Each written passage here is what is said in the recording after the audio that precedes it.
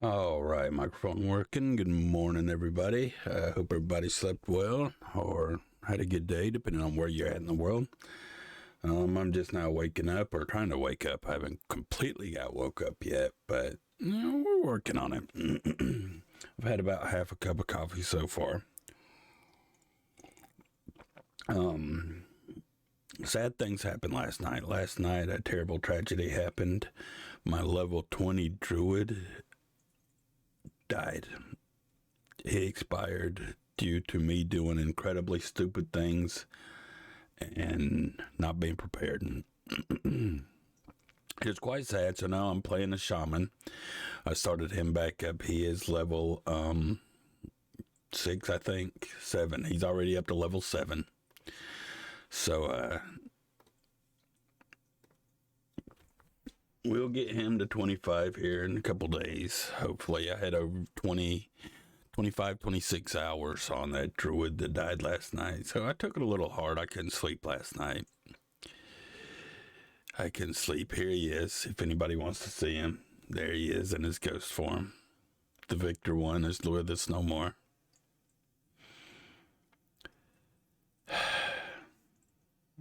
That's that. That catches you up. This morning I want something. First, let me pour me some more coffee.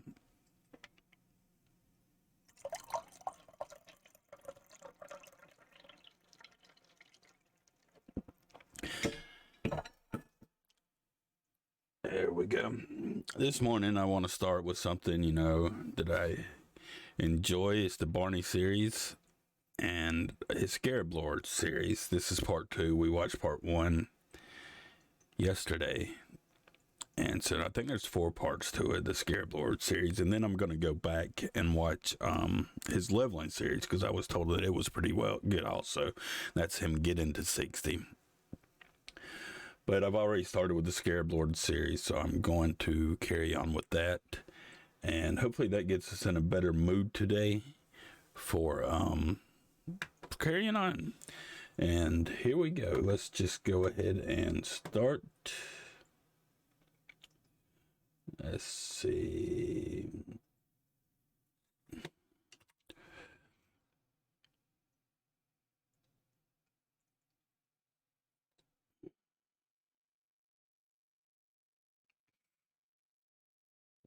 Okay, so here we go. The title of this one is Bug Brains and Boomkins Part 2 of Barney Scarab Lord Adventures in World of Warcraft Classic. Let me go ahead and give a like, because I know I'm going to like this. And here we go, ladies and gentlemen.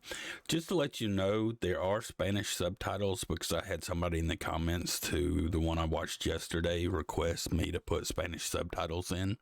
And I'm a pretty nice and accommodating guy, so we've got Spanish subtitles. I hope that doesn't bother anybody, because, well, they're going to be there. Yep. Scarab Lord AK-40 opening event. So, one of the hardcore goals we have for vanilla is we want to have the most Scarab Lords in the world.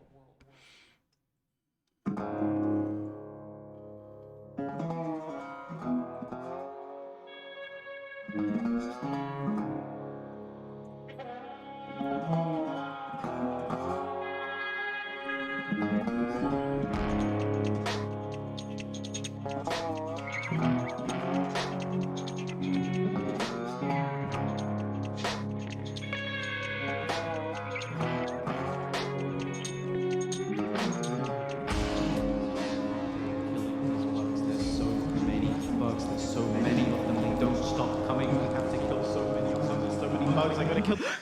It was just a dream. Of course, that was months ago. What day is it? 2021. 2021. Well, you know what they say. Another year, another video. I feel like I'm forever apologizing for taking so long to make content, but I play World of Warcraft Classic for the PC. I don't get to have free time. What, you thought making content was my job and I should prioritize that? Yeah, me too. Then I realized to make good WoW content, you have to go all in. Fuck. Keep it in the video. I don't care. I've lost my fucking mind at this point. Do you know how long I spend farming consumes just so I can efficiently raid log to edit, right? I raid log to edit, right? Wrong. To level several raiding ults so I can be as useful as possible in the Burning Crusade that we don't even know is coming out yet, by the way. You see, to secure the content of the future, I have to grind in the now. And I'm not going to get Glaives of Azeroth just by virtue of playing a rogue and being a content creator. My guild operates on a very strict merit-based system, and honestly, I wouldn't have it any other way, because it feels good to earn thing in video game. Crazy concept, I know. Ironic, is it not? Playing World of Warcraft has become my true job, and making content is just what I do for fun in my free time. Being a content creator truly is a joker's trick, a monkey's poor wish. You think you want it, but you don't. Speaking of having no free time, do you know what I did on Christmas Day? Killed how many bugs? It's been like, what, 16 hours? One day and is this seriously saying that? This pathetic footage you're gonna have to kill all those bugs? And why you're ignoring it by editing this? I have to say that's kind of hurting my eyes a little bit there. No one wants to hear about Nicole. Welcome to patch 1.12. Nax is out. I got a ring in there last night. Wait, Nax is out? Nax is out? Nax is out? Yes, Nax is out. If you got the rep to get in. Naturally, I'm exalted. My 72 runs of Stratholme to get Shadowcraft pants speak for themselves. Wish I could tell you that was my worst item grind, but I suffered through 206 full upper Blackrock Spire runs before I even saw a Shadowcraft chest drop. A fate that is statistically improbable, but I have the proof, and, well, unlikelier things have happened. In Upper Blackrock Spire,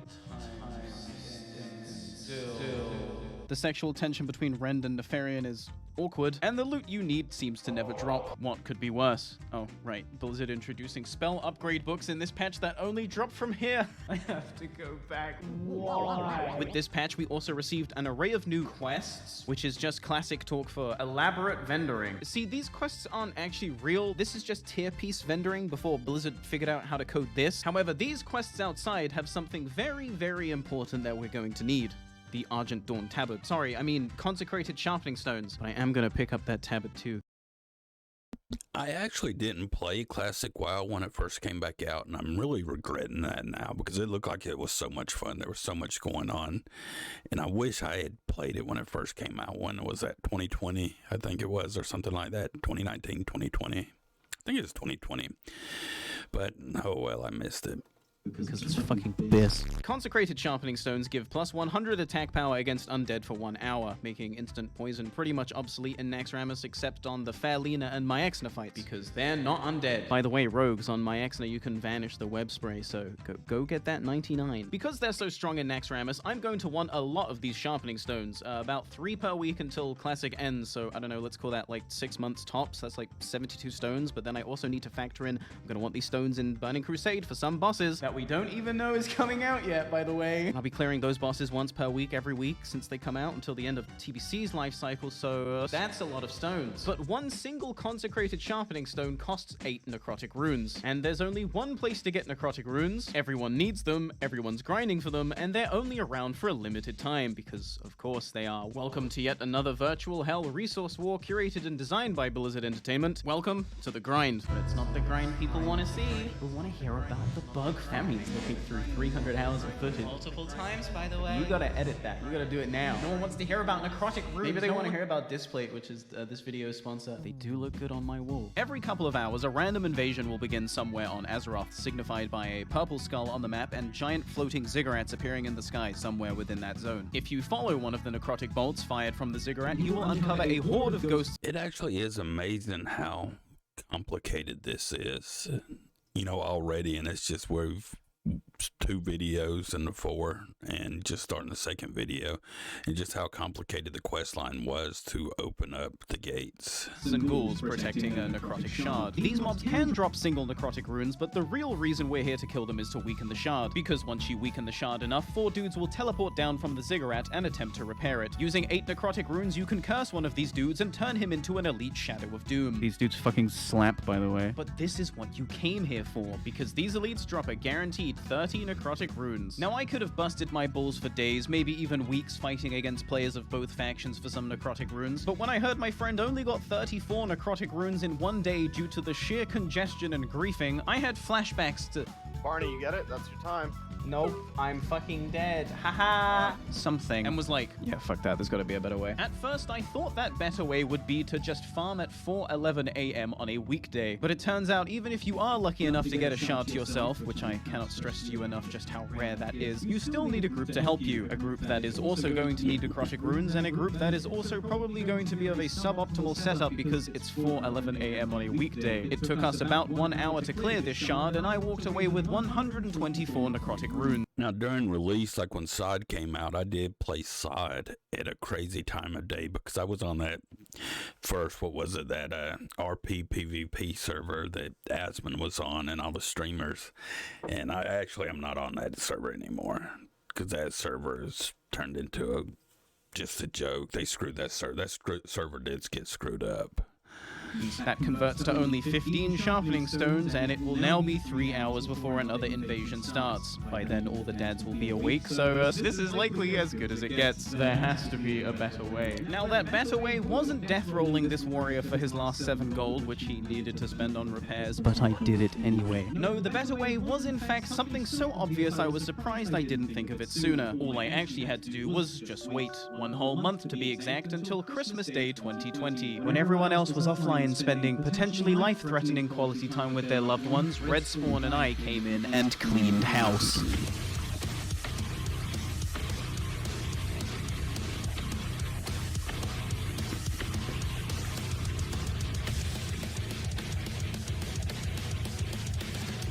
Actually, my favorite thing to do on Christmas Day is go to Las Vegas because there's hardly anybody there, and the people that are there are your real true degenerates, and it is just so much more fun.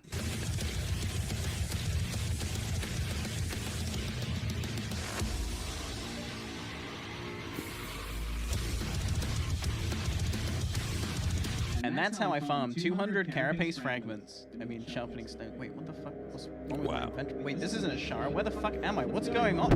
Ah, fuck. Ow. Ow. You alright?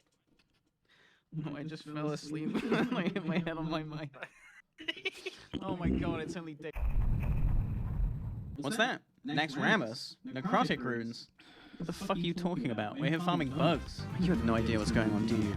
Let me catch you up to speed. After Baristolf's permanent resurrection at the hands of the No Changes team, the Horde and the Alliance began warring for the most precious resource of all, territory. After all, he who owns the territory owns the farm within it. Are you picking up what I'm putting down, son? As the hours passed and the many battles waged on, the territory balance shifted like so. Somewhere along the way, guilds of all sizes and creeds began to put aside their super serious dramas to band together under one banner.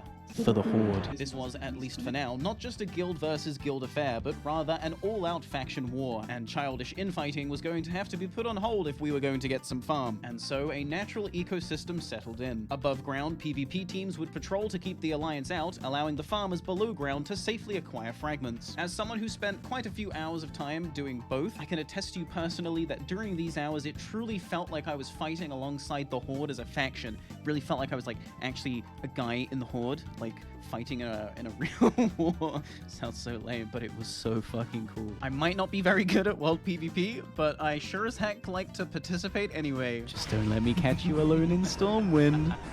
God, I fucking love being a... Ow! This system of... I have to say, I despise world PvP, even in the new side, the Ashenvale PvP. Especially on a PvP server, it made Ashenvale as a zone unplayable, and you kind of need that zone to progress your tune. But because it's contested, it is so unplayable, any of the quests in Ashenvale. Holding mass territory as a faction had proven to be quite successful, and after a while, the large-scale fights seemed to die down. The Horde, whilst very condensely packed, had their territory in Hive Zora, and the Alliance, whilst not exactly working together as one unit, had their territories in Hive Ashi and Hive Regal. As a full moon rose and the evening settled in, a calm finally swept across Silithus, and for just a brief moment, there was no fighting, there was no drama, no bad vibes, it was just guys being dudes, hanging out, killing some fucking bugs. And then he appeared. The one who would put this tenuous Horde pack to the test. Cloaked in a mantle of feathers, brandishing a mallet, scorched by the sun itself, he descended from the cosmic realms, the Sage of the Six Moons. His teachings rang out in the general chat, imparting a most forbidden technique to all druids. A highly illegal Moonfire scroll wheel macro that can tag mobs on frame 1. I'm pretty sure people actually got banned for using this, by the way. With this, the druids would have power to completely disrupt the emergent ebb and flow of Hive Zora. Why be cordial with your fellow faction member and let him have that farm when he literally cannot stop you from tagging it before him?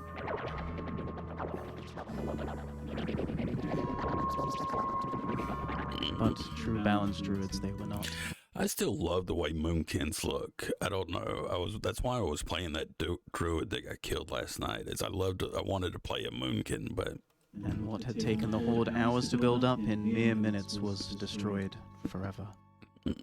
So now we had a bunch of druids running rampant below ground, tagging literally every mob on spawn and pissing everybody off. Oh no! It also didn't help that the druids responsible for this just so happened to be in guilds who had already gained a reputation over the course of the day for farming in the hives whilst not having proper PvP representation outside, essentially freeloading. And let me tell you, when you're on your 17th consecutive hour of PvPing the Alliance to keep people safe who are in return just stomping all over your goodwill, you start to realize that the enemy might not necessarily have a red name. The enemy might actually just be certain guilds within your own faction, for what is an enemy if not someone going out of their way to hinder your goals? This realization came to be known as the People's Great Awakening. Countless memes on the Grumulus subreddit began circulating at this time, disparaging the rat way of life whilst praising those who had previously struck a fair balance between fighting and farming.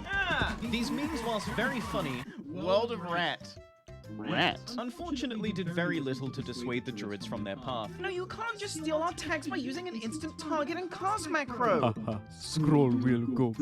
And at this point, most people had realized the grim reality that even if the druids were to stop, it was too little too late. The damage was done. Bad blood. Yeah, I guess probably mob stealing, tag stealing probably was pretty bad during this. It looks like it was a nightmare to me. I don't think I would have enjoyed any of this at all. Was already boiling, reputations had begun to form, and the once proud Horde pact was slowly falling apart.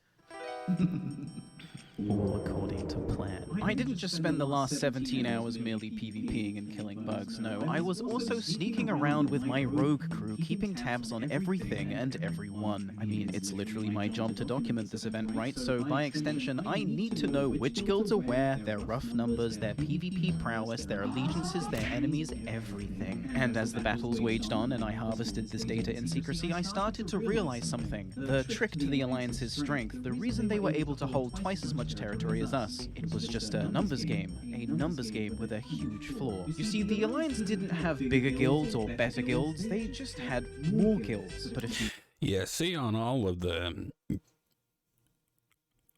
retail servers that I played on before, the Alliance greatly outnumbered the Horde. And I like how inside they're doing the balancing. That really it's worked very well how they did that.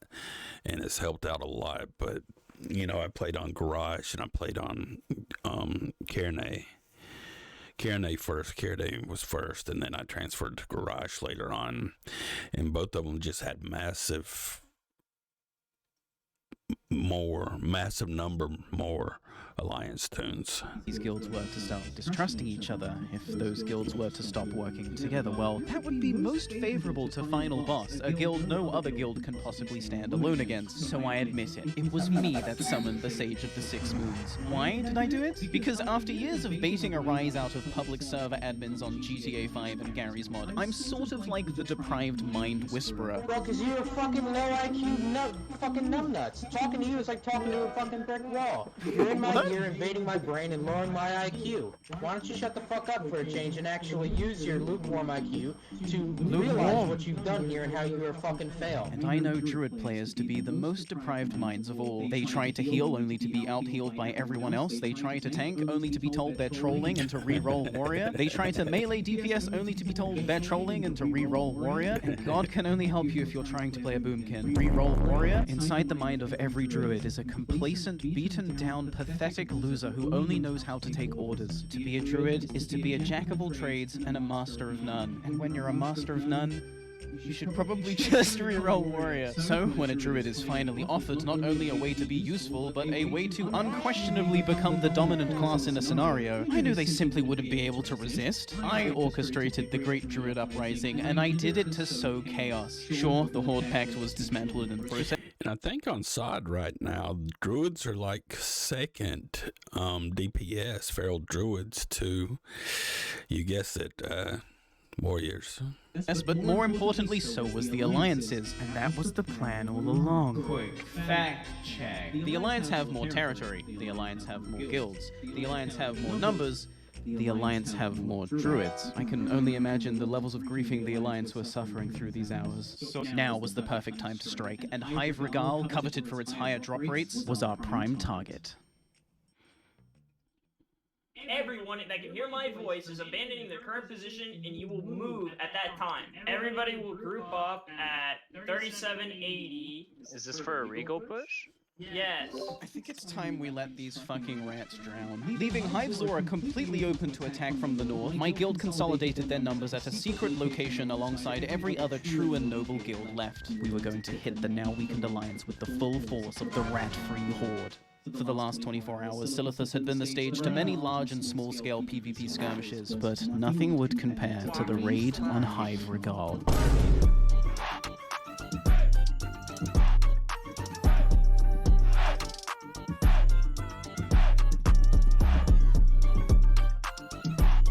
I hope this thing's a DMCA music.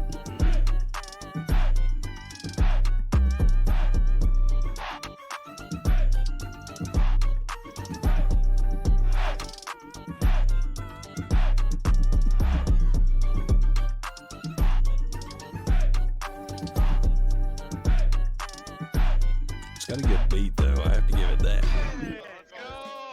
The raid on Hypergal had been a complete success. Such a success, in fact, that for the next 24 hours, nothing else of note happened. Or maybe it did. I wouldn't know. I was in this room the whole time farming bugs. My only contact with the outside world during these hours was through general chat, but because humans aren't designed to sit in front of a screen for 58 hours at a time killing virtual bugs for clout in a 15-year-old video game, general chat was even more general chat than usual. The populace in their delirium were all suffering from a mass hallucination known only as Snake Min, a deity-like figure who doesn't seem to have any certain lore or single point of origin that I could place. He exists only in the delirious scrollings of those who have contracted bug brain, a condition that befalls all those who enter Silithus with the intent of farming fragments. You'll know you have bug brain when you start seeing carapace fragments where you shouldn't be seeing them. You start hearing bugs, the clicking of their mandibles, the howl of the wind as it rolls through the caves, and what days I'm hearing bugs in real life. Sleep. Yeah. Keep farming fragments. What the fuck is a fragment? I should type in general chat. I'm severely sleep deprived. And you see him, Snake Min.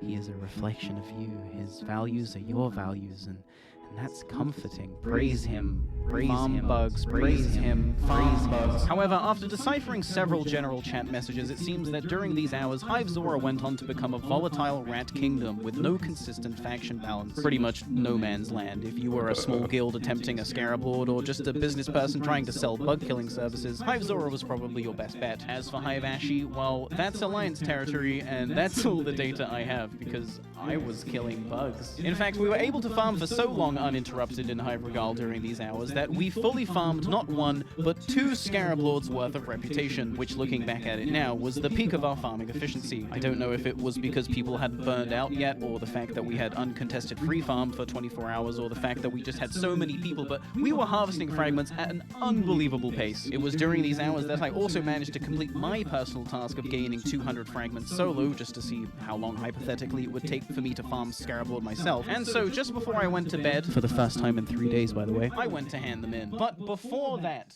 Displate. metallic posters for your walls. With over 1.4 million designs ranging from gaming, anime, movies, to nature, you're bound to find something you like, in a size that suits the space you have to work with. It turns out a lot of artists I follow on Twitter have stores on Displate, which made my selection rather easy. How could I not go for Dreamwalker's incredible Warcraft vistas, or these beautiful pastel wave cityscapes by Allura? Those are actually kind of cool. Stick it to the wall with magnets. It's so easy a paladin player could do it. Warning, browsing this website will absolutely make you want to purchase Displates, so make sure you're either a content creator capable of using your clout to decorate your apartment for free, or using my discount link in the description, which if you use will get you 30% off your first 2 Displates, or 37% off if you get 3 or more. Whoa. Wow! I'm currently smelting my thorium that I have been getting from rich thorium veins that I have been sneaking from other people. Yo, Barney, fuck off. I got crap too. I gotta get those arcane crystals. I'm about to go to bed. I've been awake for too long. But before I go to bed, I'm gonna hand in these 200 fragments. Probably my only 200 fragments. I've actually farmed like 800 fragments, but I only kept like 1 in 4. Reminder, to progress past this part, I would have to hand in enough fragments to fill this. That would be depressing, spending all that time farming them fragments for somebody else to use. I'm not sure if I'm that dedicated to a guild. Bar, and then 2 more handing in these For fragments. somebody else to get a title.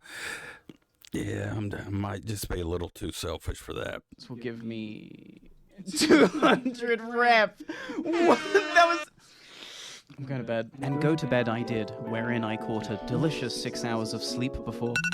More work? Now, of course, some of you might be thinking, wait, you're still farming bugs, but why? You've pretty much seen for yourself that Scarab Lord isn't gonna happen. Why are you still torturing yourself? And to that I say, I made a promise I intend to keep, that I would live up to the mantle of the best Horde content creator and make something truly epic on this event. And do you really think that this is a good ending? Right here, right now? I didn't think so. We still have Scarab Lords to farm. We still have quests to help with. And I'll be damned if the last 3 days were for nothing. I don't go back on my word. I promised you the good content, and I'm gonna fucking deliver. deliver, because that's my ninja way. And so that's why I, after only 6 hours of sleep, reawoke and logged right back onto World of Warcraft. However, 6 hours this of was sleep, not that's more the than I got silverfish I had last left night. behind. In my absence, the largest Alliance guild, Goof, whom we pushed out of Hive Regal some 30 hours ago, had reclaimed the entire West Hive in a similar fashioned raid, leaving final boss with the South Hive and the surface surrounding. And as you've probably already guessed, the East Hive fell to the rats.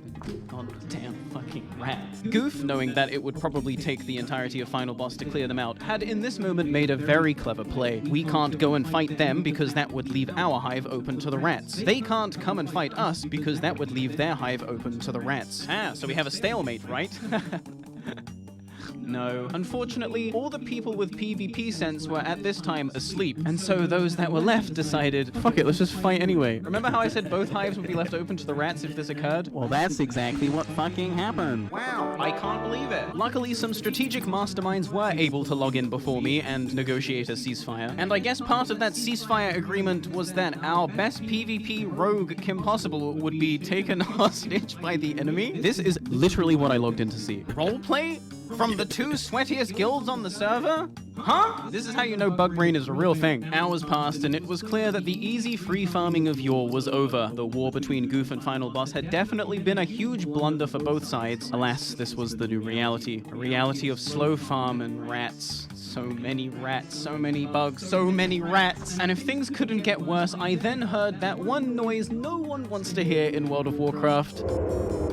There was an enemy rogue in the cave. So now I had to worry about this fucking rat called, literally called Ratbag in front of me stealing my tags. And I also had to be worried about the unknown assassin who was definitely gonna jump me at low health for that easy honor kill. But then there came so many occasions over the next hour where I was definitely low enough to just be a free kill, but I didn't get killed. The scenario made no sense. The rogue was still here. But he wasn't doing anything. This puzzle weighed heavily on my mental, so much so that I ended up losing my first tag to Ratbag in about an hour. Or did I? Your eyes do not deceive you. The gnome rogue ran straight through me to get to Ratbag, the only person not in final boss in this cave, by the way, and unalived him. And I mean, am I gonna really get involved? This is a pretty good scenario for me. But hold on a second. I know that name. That rogue is in Goof. What the fuck is going on? So here's what the fuck was going on. The reason Goof wanted to take Kim Possible, the best PvP rogue we have to offer, hostage, was because they could then put Kim Possible to work in their hives killing their rats. I love this game. And Kim had done such a fucking good job, as is to be expected, that they felt obligated to return the favor by sending rogues into our hives to clear out our rats. But now that I knew what was going on, I wasn't going to let Kim have all the fun. I tailed Romrek back to the deepest recesses of the Goof hive and scanned for any target not wearing the Goof Troop guild tag. Rat located. I then waited for them to do rat stuff, where I intervened and did rogue stuff. And of course, Goof let me kill them with no retaliation. So I did what I do best and camped them till they logged off. The Rat Exterminator exchange program had formed. I and others would periodically cruise through Goof Hive to make sure it was nice and goof and unalive any non-goofers that were found. And on the flip side, whenever it was obvious a rat was overstaying their welcome in the final boss hive, I would walk into the Goof Hive and beckon someone to come my way. They would then follow me back to the final boss hive and camp every rat until they either spirit revived, or in the case of this warlock Frywood, logged off. I do have to give Frywood props though. Out of every rat across this entire event, they were the most persistent and the most annoying to deal with. They had me on ignore since the moment they showed up here, and they griefed my tags for like a week straight. Almost like they were trying to get in the video or something, so fuck you, I'm not showing any of it. As the days flew by and we ticked off more and more Scarab Lords, it seemed we had finally created the perfect farming ecosystem. We had the South Hive, Goof had the West Hive, we shared the surface, and rats were heavily deterred from disrupting this, knowing exactly who would be waiting on the other end to camp them. And in hindsight, it seemed so obvious. We should have just been doing this from the start. After all, Final Boss and Goof have the same goal. We both just want to get as many Scarab Lords as possible. And we're both the largest, most try-hard guilds of our respective factions. This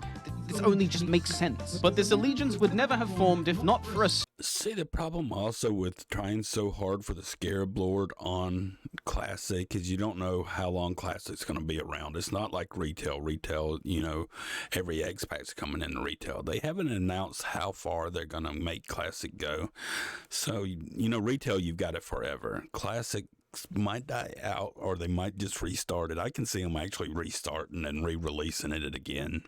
Stupid bit of roleplay at like 4 a.m., and this is why I will never not play on roleplay servers. This just wouldn't have happened. A silly little roleplay wherein they took our best PvPer hostage, started events that would soon turn into the greatest farming efficiency module we had had since we controlled all of Regal. Sure, we weren't farming as many fragments per hour, but they were safe, easy, rat-free fragments, farmed alongside gamers who were striving for the same goal as you. Absurd numbers of Scarab Lords. What we lost in fragments per hour, we made up in morale and team spirit. And honestly, I really believe that if it wasn't for Goof, people in Final Boss probably would have burnt out way sooner. But of course, Hive Regal is a secluded corner of Silithus. What happens in Hive Regal stays in Hive Regal. And so for those looking in, they didn't see the events that led up to this allegiance. They didn't see the war. They didn't see the roleplay. They didn't see this collaborative effort as something to praise. All they saw was collusion. Cross-faction collusion evidence collection thread. The rats were pissed. Hello all. The past few days, I've been collecting and editing down evidence to send to Blizzard regarding this recent Final Boss / Mastermind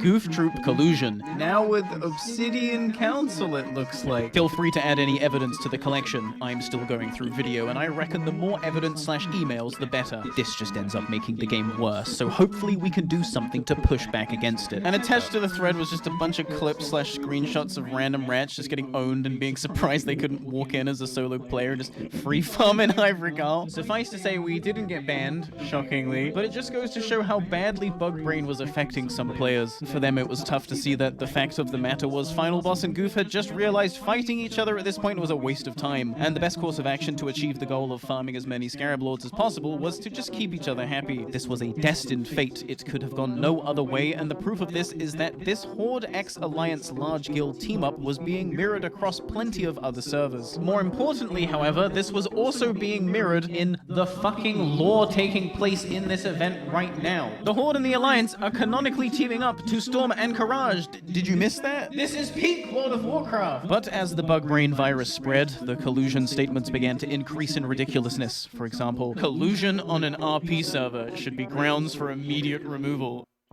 Yeah, see, I don't really have a problem with the collusion between factions. Because, that possibly, the world's in danger. If you're trying to save the world, if aliens invaded, us and China might get along, to fight them. So you're trying to save the world, so you could see collusion happening. Which is just, bro, you're playing on an RP server. How do you think this occurs, if not for collusion between factions? LOL. Was me not killing Kumin collusion? Hi, welcome to Did You Know, idiot? The Horde and the Alliance learning to put aside their differences to work together for a common goal has only been like the main plot point for like every single fucking WoW expansion since, I don't know, like Warcraft even existed. Only together, united against the shadow, will you be able to save this world from the flame. You and I stood side by side on the slopes of Mount Haijan. That world tree did not fall, because the Horde and the Alliance worked together.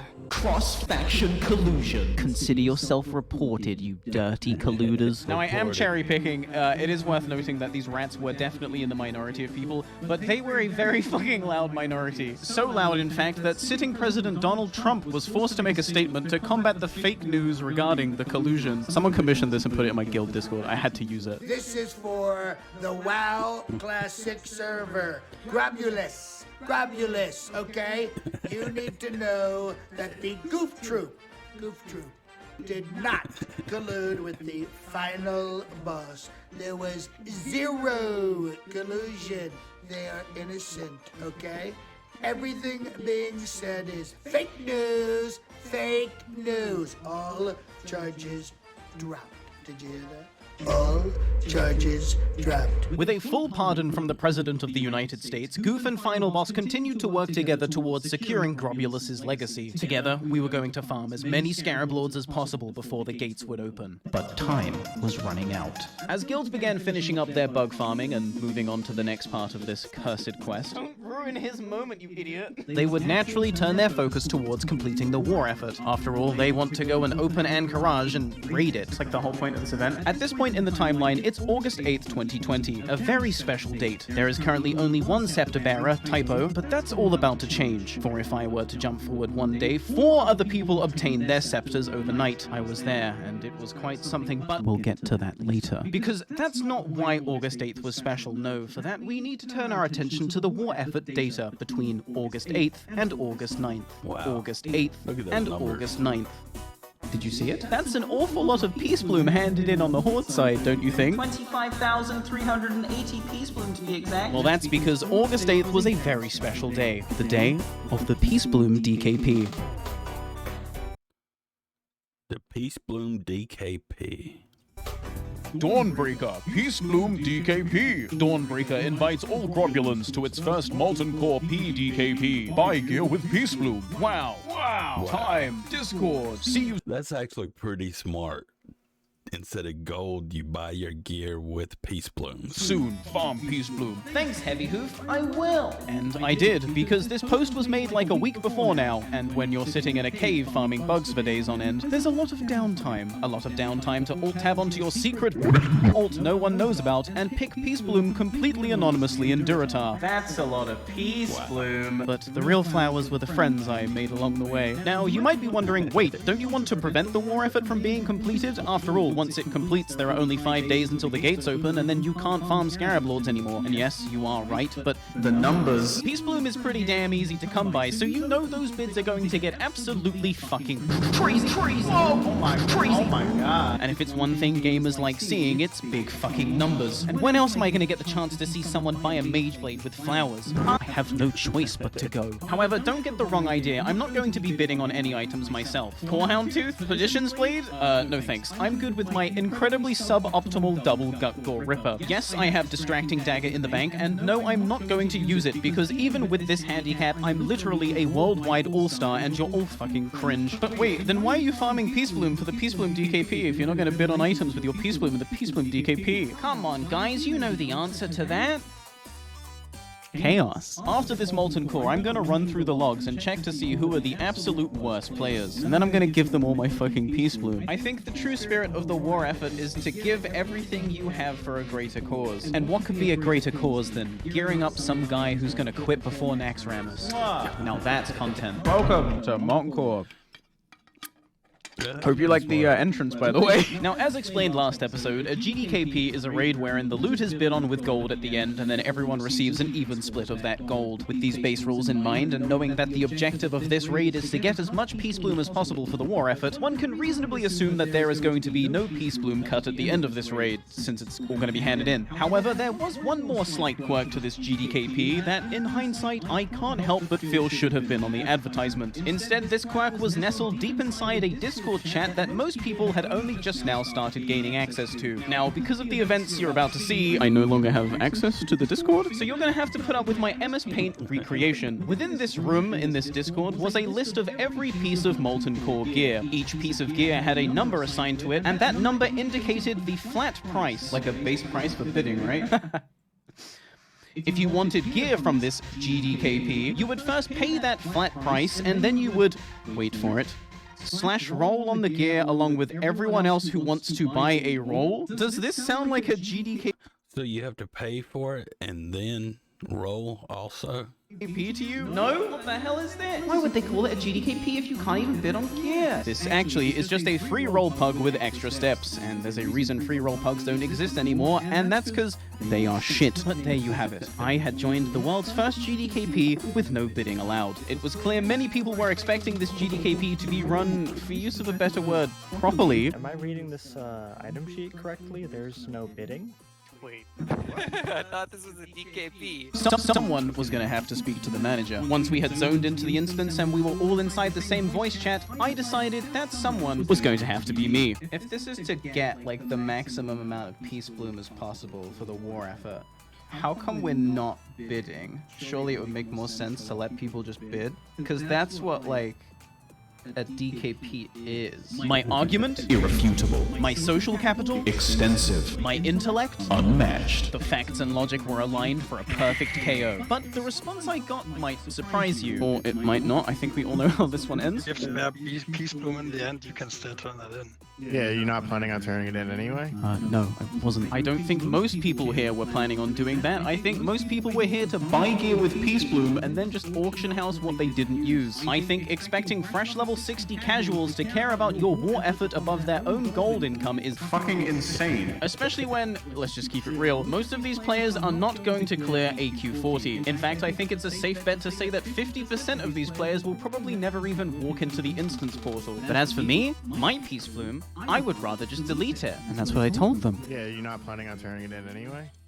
Delete that shit, fuck the whore. Yeah, I would sooner delete it than not get anything in It's up return. to you, man. You can sell it, you can put it on your You should play Alliance, you fucking With the Game Awards in full effect, it seemed I had upset the host with my humble suggestion to run this DKP properly. And the host had evidently not caught on yet to the fact that a lot of people in this raid were feeling pretty pissed off and misled. I recognized some of these names in the raid. I had seen them on my farming ult. They had spent days picking Peace Bloom alongside me, or against me, I guess. So I knew they definitely had at least as much as me. Naturally, they didn't want to let their farming be for nothing, and so they started bargaining. What if you pay double? Can you get an additional roll?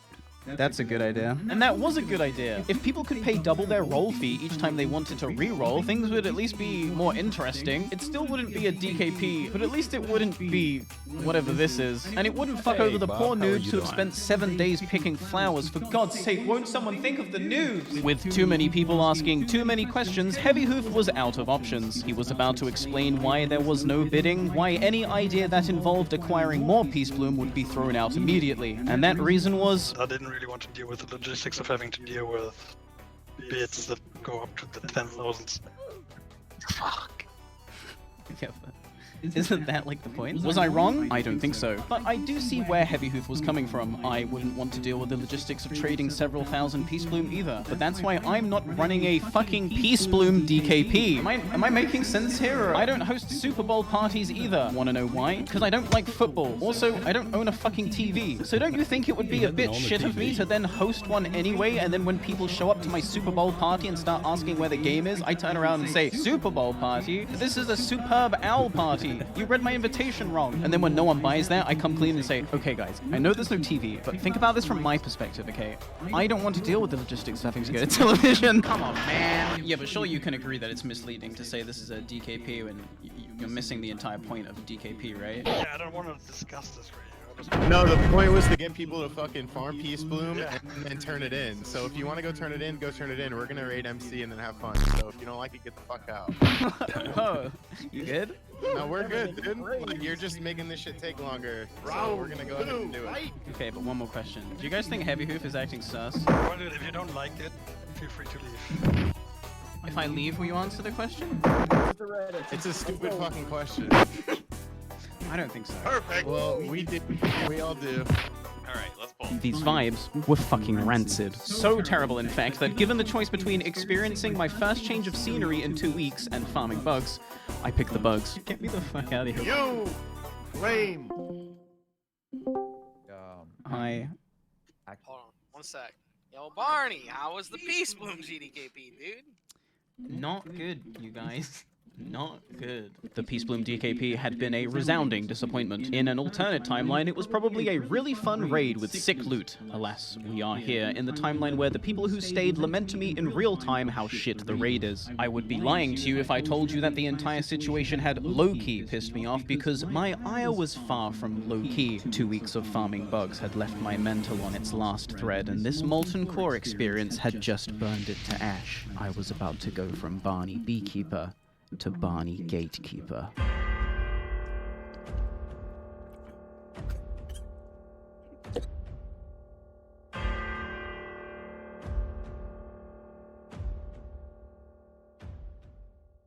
In October of 2019, you asked me how I make my gold, and I gave you my honest answer.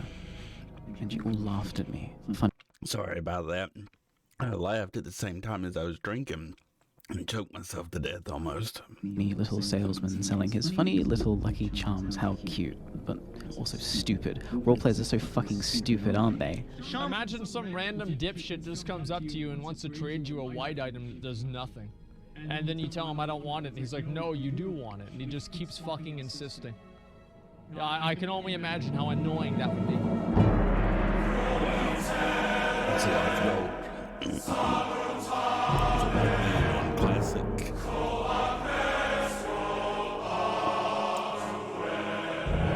This is the beekeeper fortune. Depending on who you ask, this is either blood money acquired through the peddling of useless items, or the life savings of an idiot commodifying forces above his understanding. I personally think my overexposure to dragons is to blame, because more and more I find myself compulsed to hoard gold. With each month I seem to double my charm output with no end in sight, but I digress. Up until now I had remained a passive player in the war effort, but no more. I was going to use every single piece of gold I had to delay that gate from opening for as long as I possibly could. Starting, of course, with the Peace Bloom market, which I swiftly bought out in its entirety. Gaze in awe as I deal with the logistics of trading several thousand Peace Bloom to my bankhold. Delicious vendor trash. Yes, I could post this all back on the auction house for an easy profit, but I don't want anyone handing in anything. This isn't money to turn into more money. This is money to burn. And so I went down the war effort list, draining each and every resource from the auction house until it was drier than my bones. One thing you should know about me by now is I don't really half-ass anything. Which is why I then took a flight path straight to Gadget Sand to clean out the neutral auction house as well. As I pulled up alongside a gnome mage and made my search for linen bandages, the current hot item, I found a bunch of listings for 1 copper each. Well, that's good timing. As I started to buy them, I found that someone else was buying them at the same time as me, so I instead started from the bottom and worked my way up. It was at this point that I got a whisper. Those are for the Alliance, dude. Stop buying them. Was the gnome next to me buying these auctions from a horde player? Sounds like collusion to me. I'd have to double my purchasing speeds lest our pure roleplay server fall victim to yet more game-breaking collusion. Question mark? I responded. The linen cloths you just bought for 1 copper a stack are for the Alliance war effort. Okay, cool. They can buy them from me for a higher price then. This, of course, was a lie. I obviously wasn't planning on reselling anything, but I said this because I knew it would piss him off. Fuck you. I tried to respond, but they put me on ignore. They then went and cried about it on the Grobulus Discord, stating, Shout out to Barney B from Final Boss for buying the bandages and raising the price on them. 100. To which Roxy, whom we might meet later, said, I guess, Blizzard kind of got lucky because this was at like the height of the pandemic, so everybody was stuck at home. And everybody had time actually to farm crazy amounts of time and gear for this. Barney B. And tagged me, UJ, World Buff Fanatic, King of the Colluders, and Rat Royalty. Then responds, Yeah, don't blind sell any items. I can hook you up with some contacts. The colluding warlock then says, I was coordinating it. Oh, when you guys do it, it's coordinating, I see. The ally I was selling them to was right there buying them as I posted. Barney B just bought faster. And buy faster I did. I cleaned out the neutral auction house of every single war effort material, but somehow I still wasn't sated. There was only one thing left to do. As I started on my flight to Thunderbluff to camp the Horde auction house, I alt-tabbed to my guild Discord. At everyone. From now until the conclusion of the war effort, I will be reimbursing all war effort material purchases with 5% interest. Please screenshot your TSM Ledger purchase history and proof that you vendored or deleted the items to receive payment. Ideally, I'd like people stationed at both neutral and horde auction houses 24/7, so if you have as much time as I have money to burn, please do your part for our most noble goal and stop this war effort! However, word travels fast. Faster than a wind rider, it seems, because when I showed I have to admit, he's putting a lot of effort into getting the Scarab Lord title. Up to Thunderbluff to do my thing, I was swiftly assassinated by 2 rogues. It was clear I personally was not safe to show my face near any auction houses ever again, but that mattered not. I already had my little busy bees out doing the beekeeper's bidding, so I could get back to Silithus to farm bugs.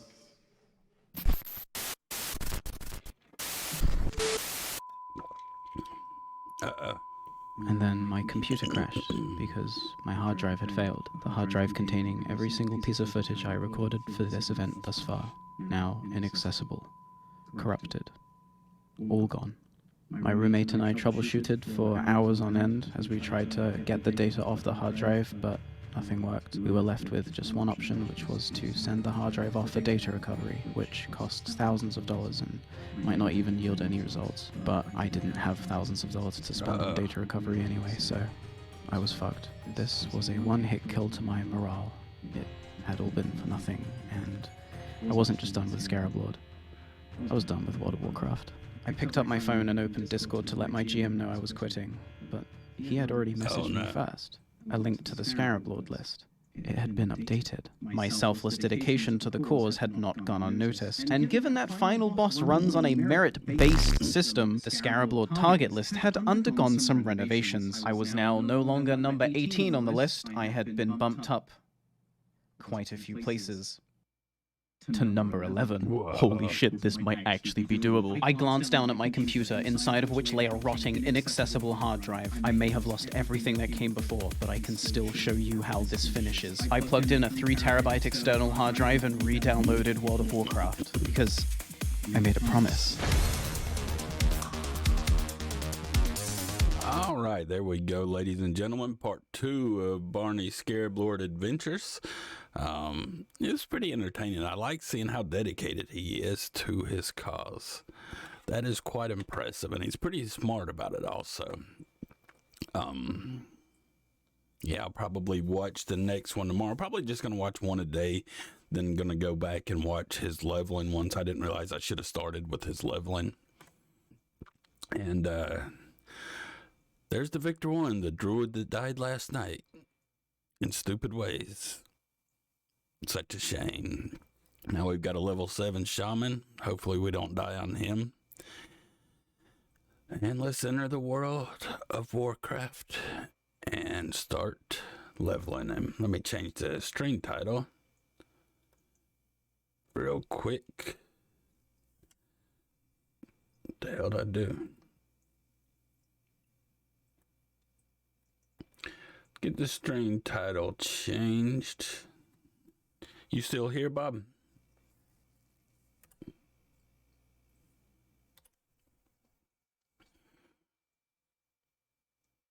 I saw in Discord that you're playing on Pal World. Are you enjoying it? I gotta get my sound on here.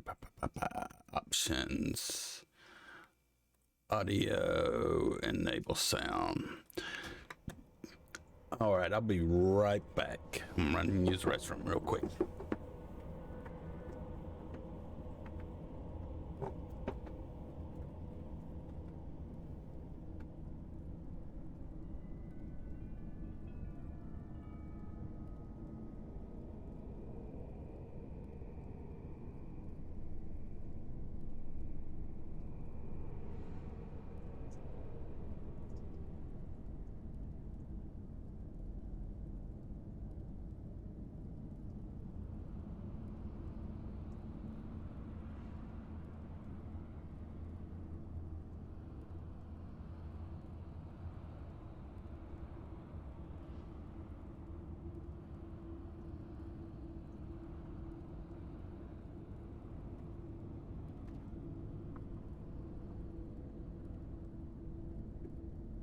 All right, we're back.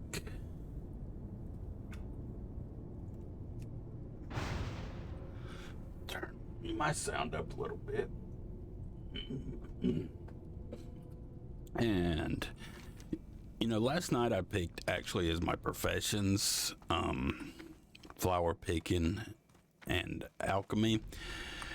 And after sleeping on it, I believe I want to go skinning and leather working. So we're going to unlearn alchemy and herbalism. Because I just think leather working for a hardcore character is easier to level with on by SodCore rules.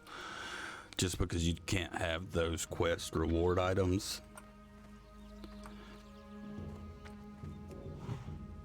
It's so quiet.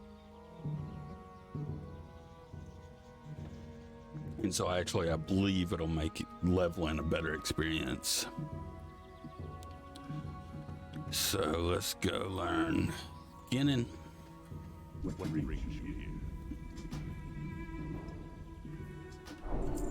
And leather working.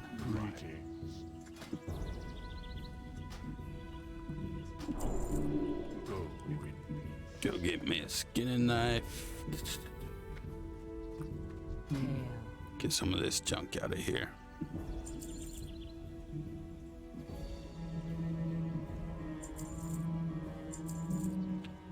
Damn, skinning knives are expensive, 82 copper.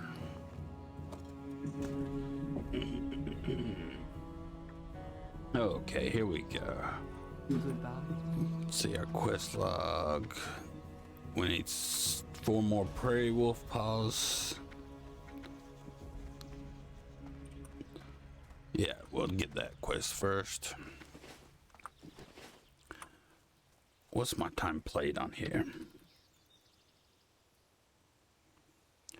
2 hours, 14 minutes. So we're making decent time. My druid that expired last night at level 20, I had about 26 hours on him. And I'm probably gonna moan about that all day because that really pissed me off because it was so stupid dying like I did. But I was sleepy. I'll blame it on being sleepy.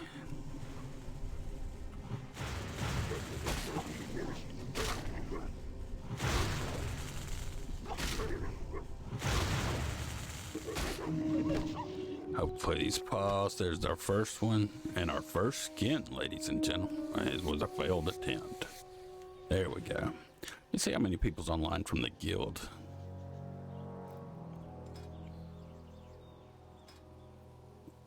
So we got 11 people online, a few 25s. Yeah, for some reason there's not, well, I know why. There's usually not many people on this time of day. And then in Zaryu's raid the other day, we lost 10 25s when he wiped on Tuesday. So that was a lot of people gone. I think everybody's just waiting for part 2 to come out. I think it's February 8th, isn't it? Something like that. Let's turn this quest in, then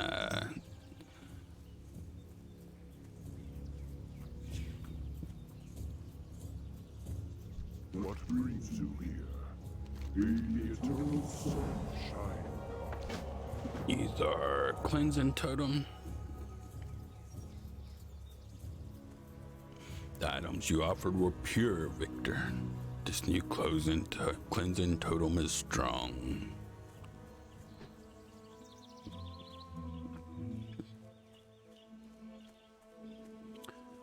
Hopefully it warms up a little bit today and I can get my car unstuck, because I really need to go to the grocery store. I know I've been moaning about that for a few days too, but it's starting to get pretty serious.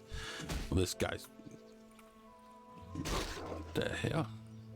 Where'd he come from? This guy's clearing, so this will make this kind of quick.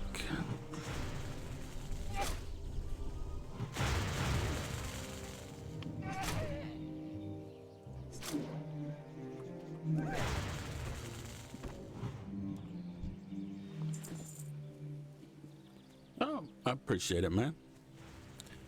I do believe I will cleanse it now while you fight that guy.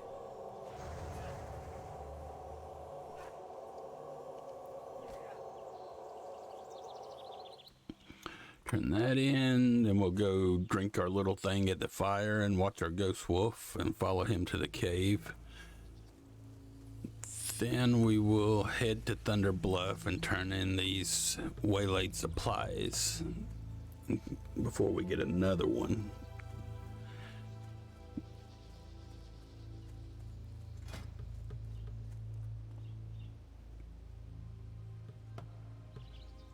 I forgot to get my rune last night. I told you how sleepy I was.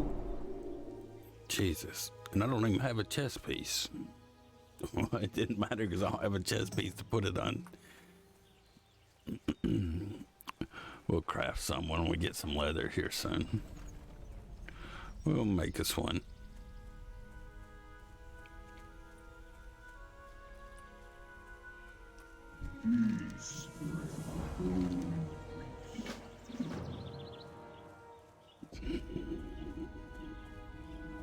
Actually, you know what? I need that. Let's go see if we can buy one from the vendor.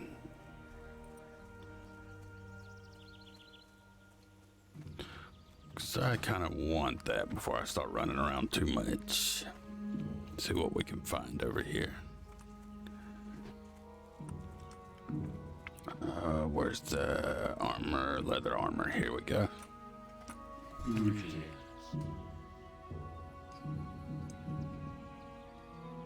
I can't even afford it. We'll sell our silver leaf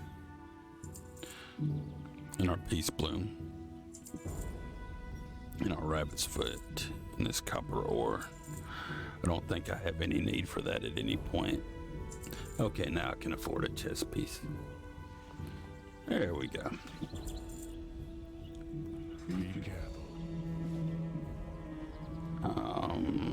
Put our rune on it.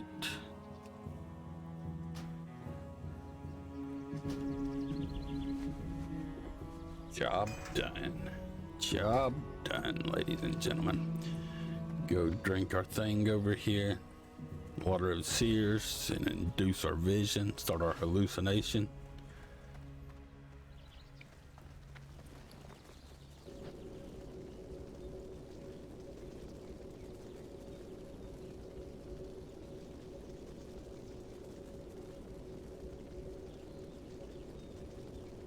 Trying to decide what I want for breakfast. I'm not sure if I've got any grits downstairs or not, any instant grits. That would be nice. I've got some oatmeal.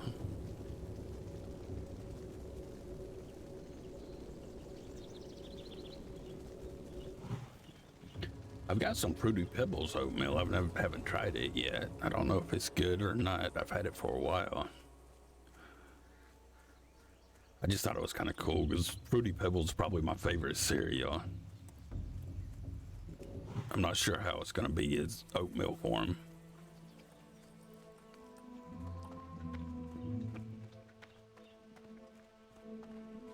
We'll go to Thunder Bluff after this boon wears off. Just so we can, no, we need to get rid of this waylaid supplies because we need to start getting that rep as fast as we can. So we can get those 10 slot bags when we reach friendly.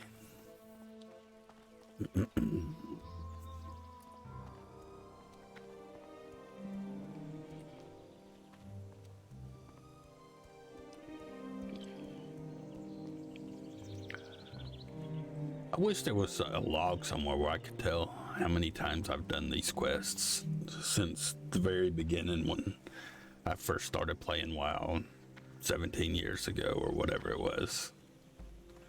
I bet I've done this quest 100 times. Easy. Oh, the Dark Moon Fairy's coming. I think they have some good vendor stuff in it that I can use. It's not here yet. Uh-oh, Swoop. I actually need him with level... Ooh, he's level 9. Can we take him? Yeah, we can take a level 9.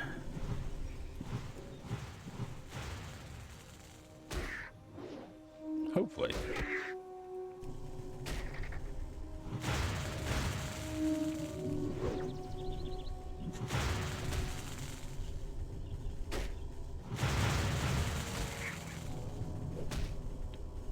Job done. We got a quill. Only need 3 more of those.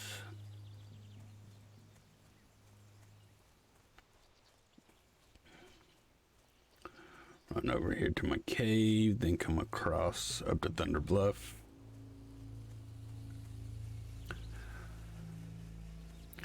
See what the temperature is.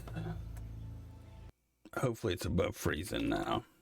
So my car's melting and no, still 28 degrees. I think it's supposed to get right up to like 33, 34 today. I might not get out till next week. It's supposed to warm up a good bit next week.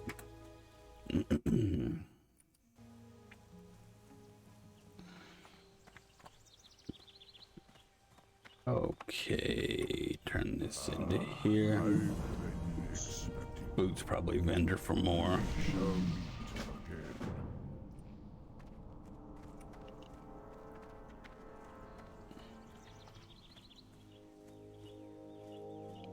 Run over here and turn in our supplies.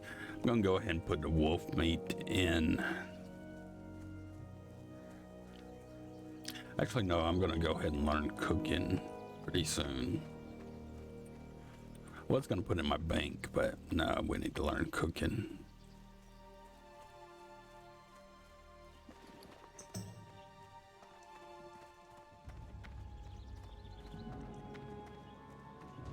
Need to vendor that staff.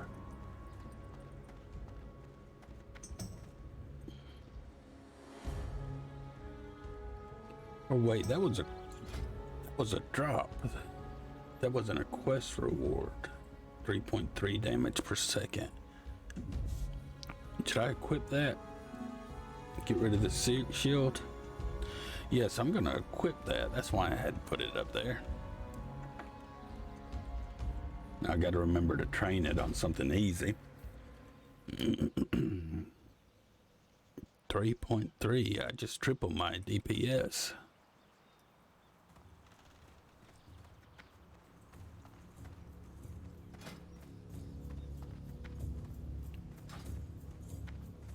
Get the Harpy quest.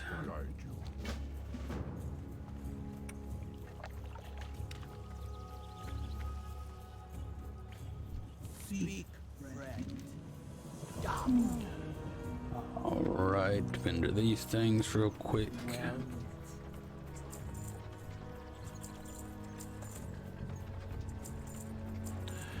And list hearth back.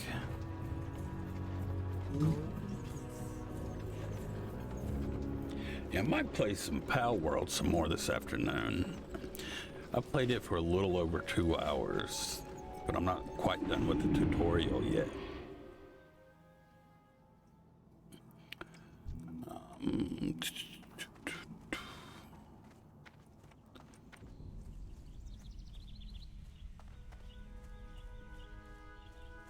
Let's go kill these pig people over here. There's a chest that always spawns here and nobody ever goes over here, so I always kill like my first 2 here and then go to the other side to get the poachers. Kill the tanners and skinners over here at this cave. And there's a chest that spawns there constantly and you don't really have to compete with anybody for it.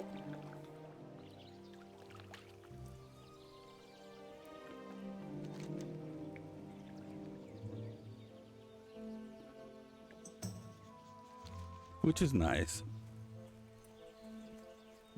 Let me get this swoop.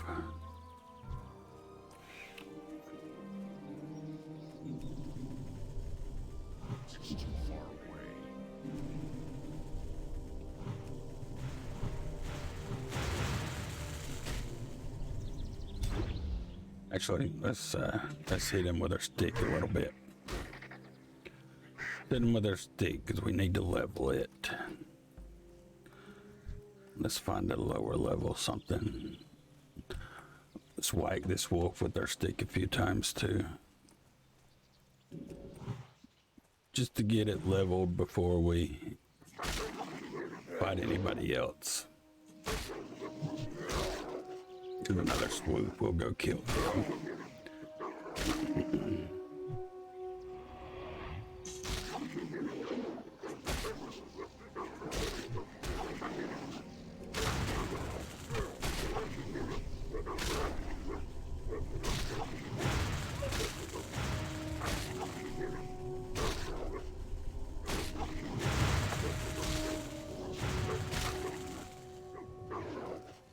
Shit.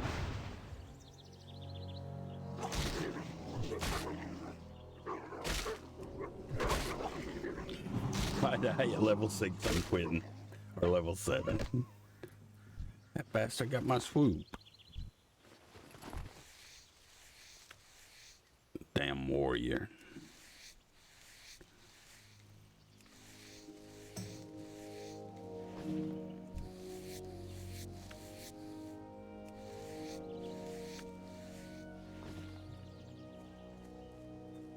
Kill this plane. Let's kill something else. Let's get up out of away from him. I don't want to look at him. I'm gonna kill this swoop.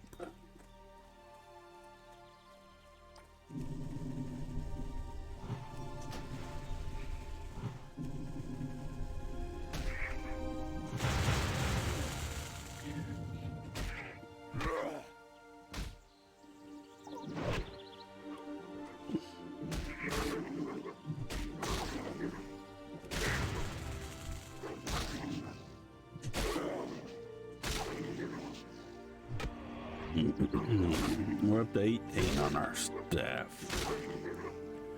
Just let it level a little bit more. Need one more swoop quill.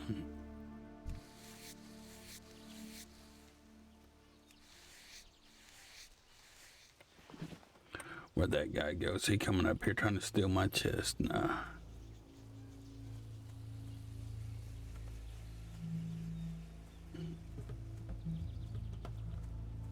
The chest there, there's the chest, ladies and gentlemen. There it is.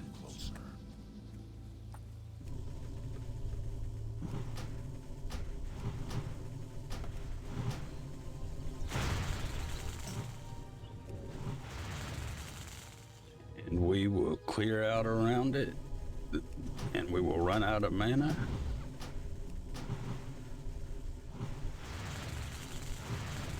I'm gonna have to go whack this guy with their stick.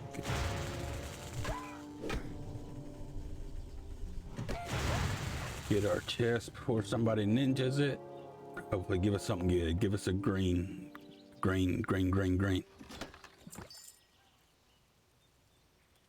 Well, we got another supplies. Oh, a cloak. 5 armor. Well, I've got a cloak now at least. I got a pearl. That's good for a few silver. You run back out and just start slowly killing these fellas. Need 10 tanners, 8 skinners.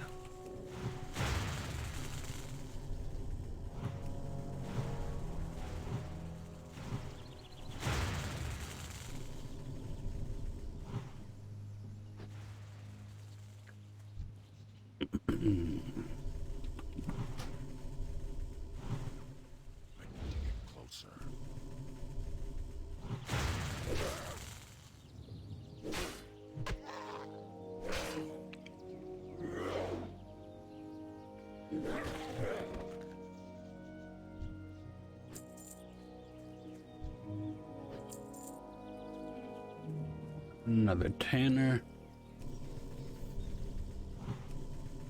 Need to see what the stock market's doing. Hopefully the inflation data came in good this morning. I haven't had a chance to look yet. No, that vest ain't as good as the one I bought.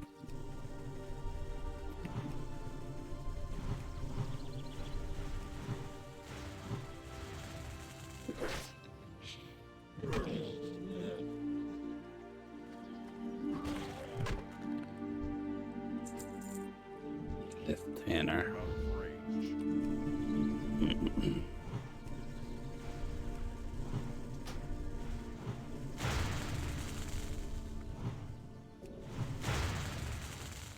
I need to target something first.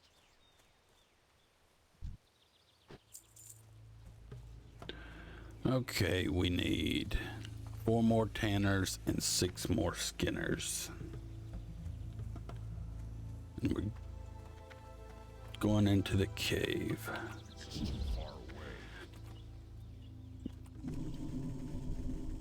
There's that elite at the back of this cave, but he usually doesn't drop anything all that great.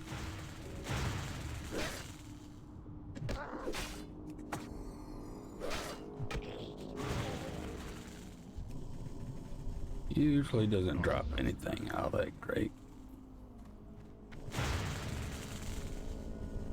Sometimes the chest spawns back there too, but I ain't gonna spend the time trying to fight my way all the way back there.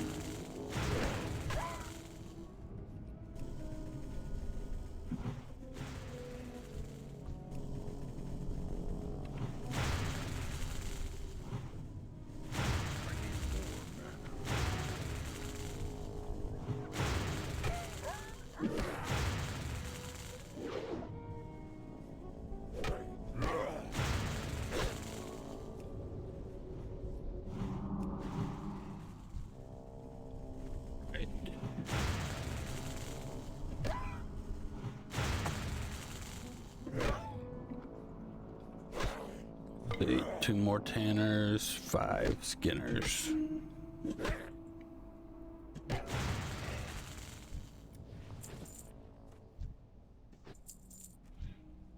Just go whack him with my stick.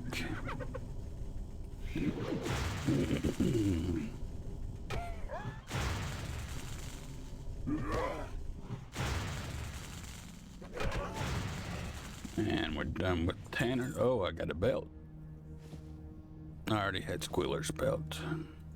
So that's Tanner. We need Skinners. Oh, there's a chest. Whoa, how lucky am I today? Wow. How lucky is Victor? Everything's going Victor's way today. So people don't aggro nobody. Come on, give me something good of green.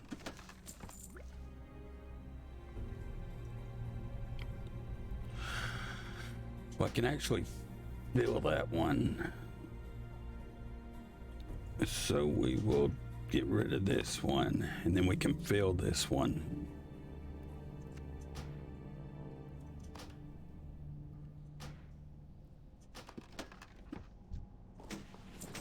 Crude bastard sword. We also got some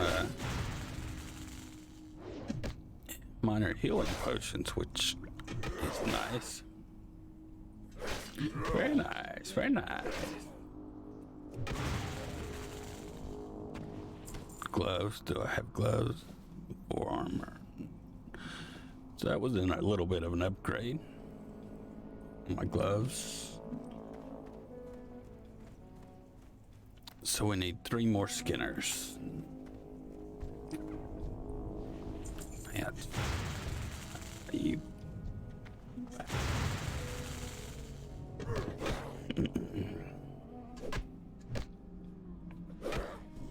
Refresh my coffee a little real quick.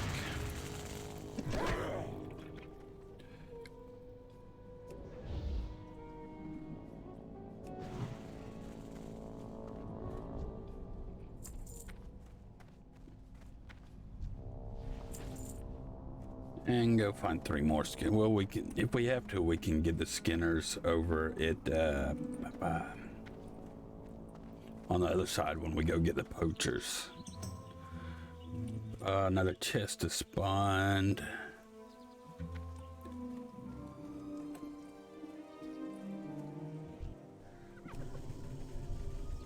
Very nice.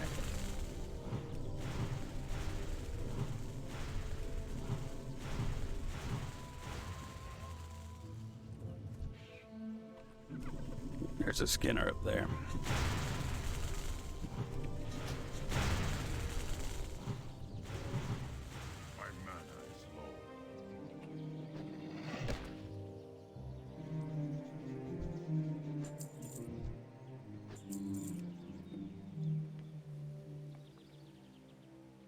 Give us something good. Another healing potion. Go ahead and kill this guy so we can take out that Skinner.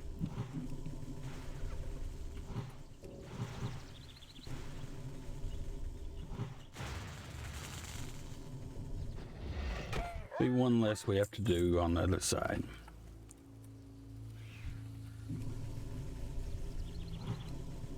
And we're going to kill wolf meat on the way back. We need spiced wolf meat. We need to get a bit more wolf meat. Actually, we'll go do the wolf meat quest next. Well, the wolf quest for the stalkers.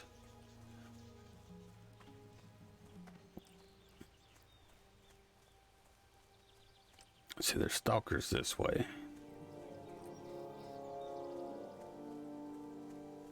Then we can kill stalkers and fill this box up at the same time.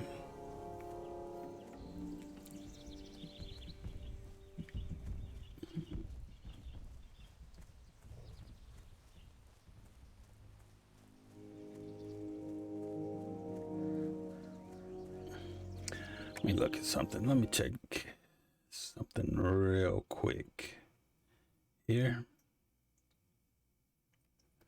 Okay, the temperatures come up to 29 degrees.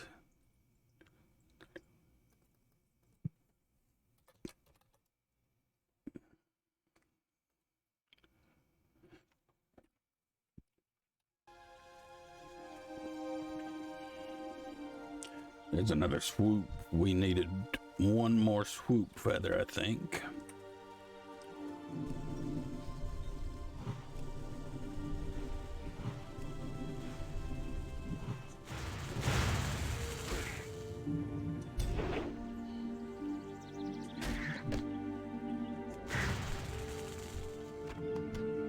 So we've got that done. Now find our stalkers. Actually, I'm gonna run to the restroom real quick, but I need to log out so I don't get dead, even though it's only gonna be for a couple seconds.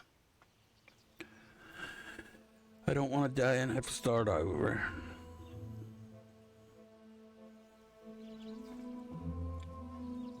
Coffee's going straight through me.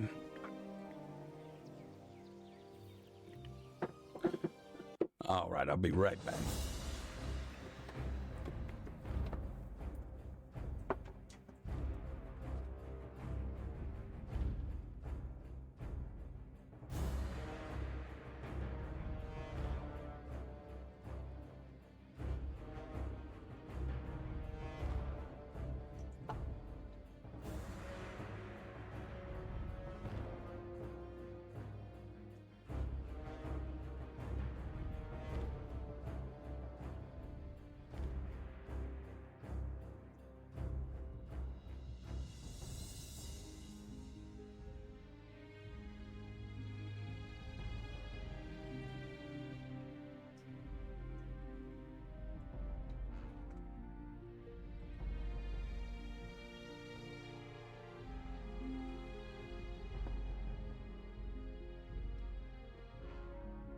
And we're back.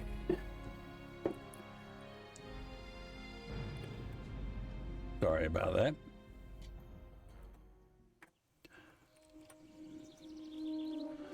What's my verification look like? 99. See, I don't know why I'm not always at 100%. I don't know why.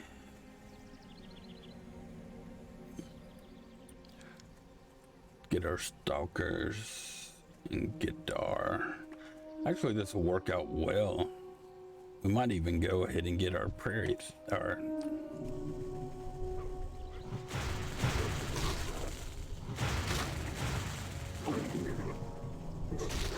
Get our, harpy feet.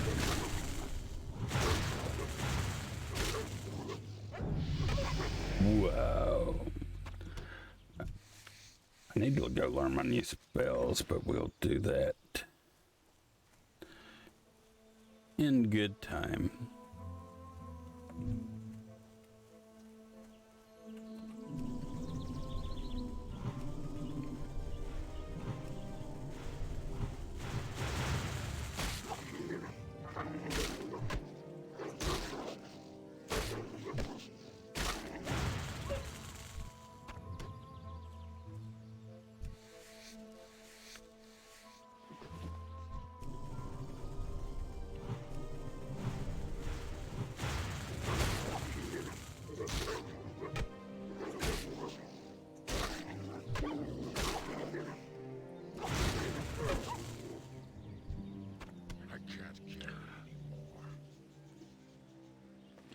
Inventory is full.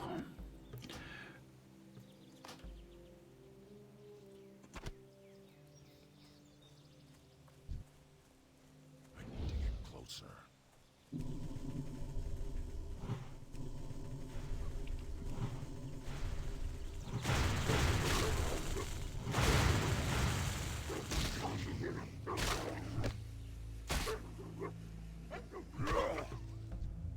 Inventory is full.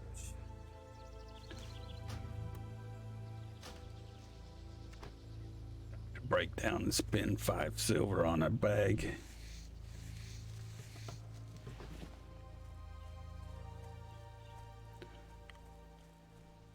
Let's go ahead and empty our bags, and we've got 2 of 6 stalker claws.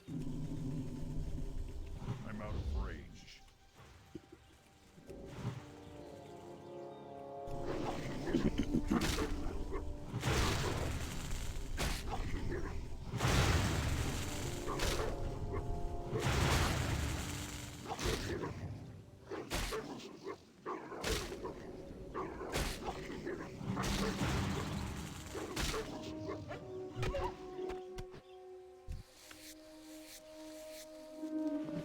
Three of 6 stalker claws. We don't need swoop anymore. Cougar, we need some cougar claws.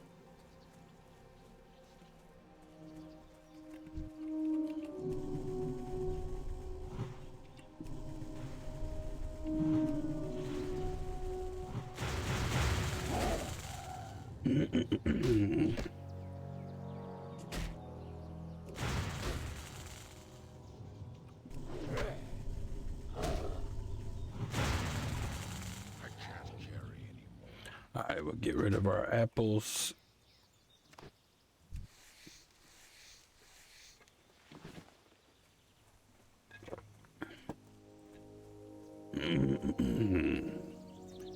And head over to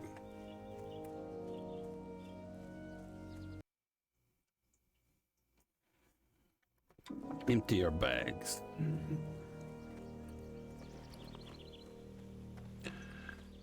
Do I have pants on? 14 armor. What are these? 12 armor.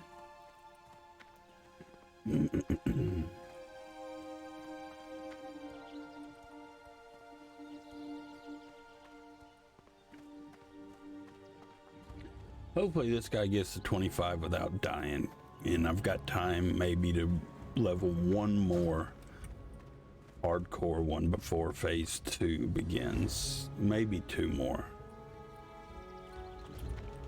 I still want to level a druid, but I couldn't re-roll a druid again after he died last night. That was too crushing for me. Too crushing for me. I don't think I need this pearl for anything, so I can vendor it and get me a little bit of coin.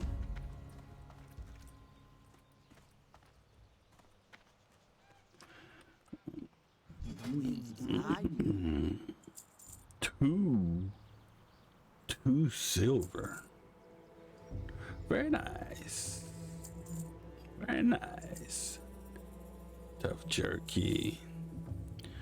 Cracked eggs. Freight belt. 49 copper. Move this to here.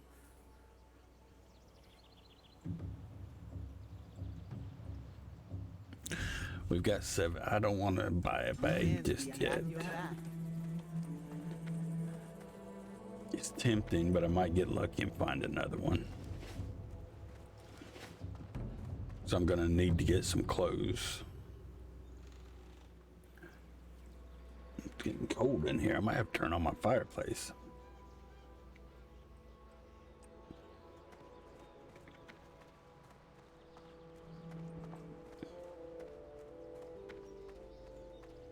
Get a few more foodstuffs and then we'll go learn cooking and we'll fill up this box.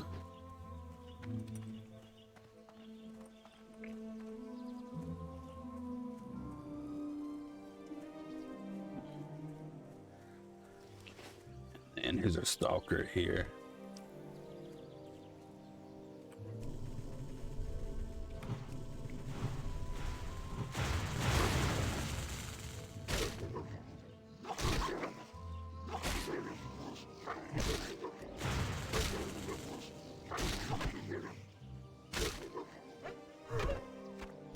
Need 2 more claws, and then we need our cougar claws. There's a cougar over here. 2 cougars.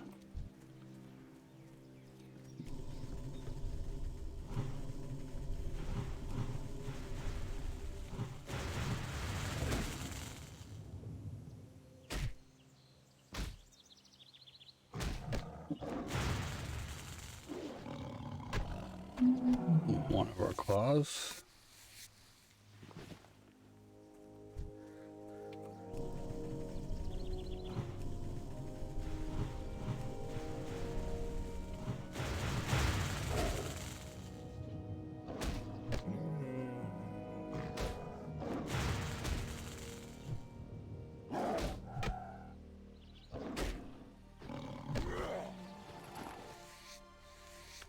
We need to heal. Or something stupid happens to me again.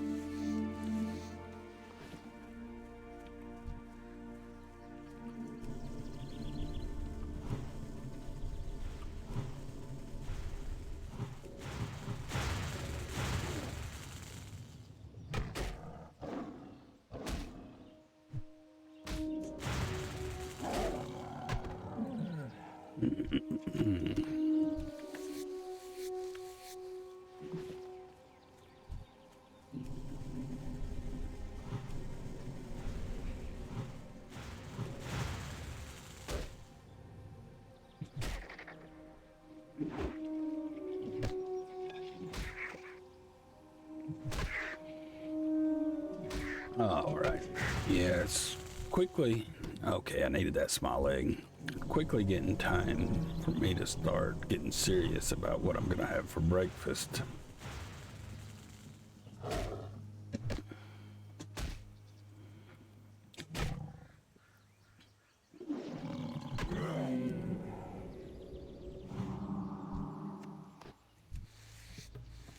Quickly getting that time. Think I'm out of eggs. Hopefully I can go get my car out and we can go get some today.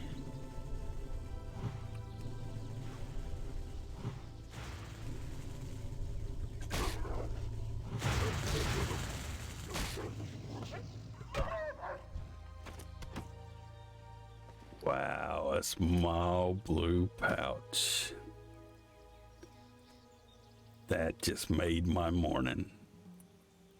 I'm on top of the world.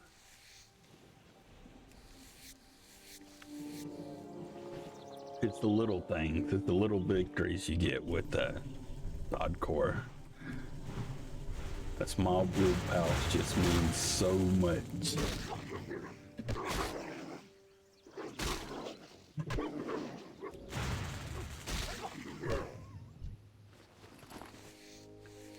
See, we've almost got enough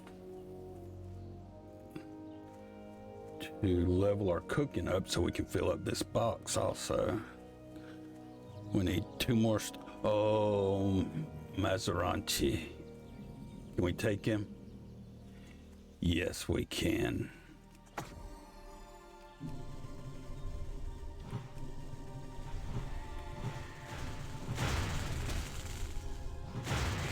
Oh, easy, easy, easy. That's easy. Job done. Pioneer cloak, 8 armor. Nice. It's the little things, like I said. It's just the little things. The swoop will drop an egg, hopefully. They're pretty good about dropping eggs, and I need it for the cooking.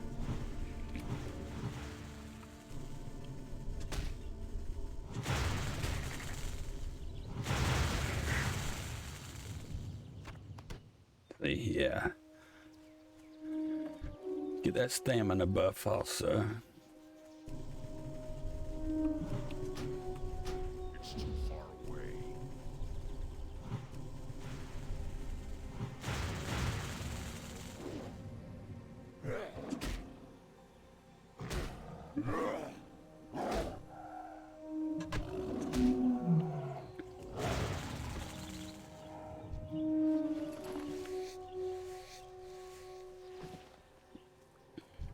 We need still 4 more cougar claws.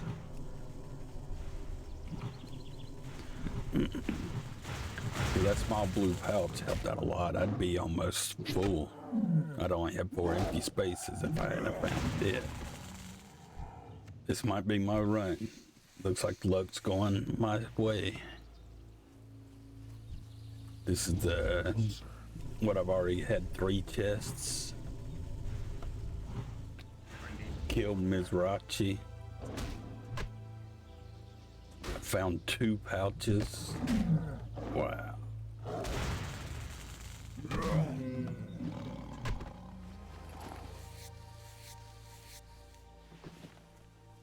Everything's going my way. See if Swoop will drop us another egg.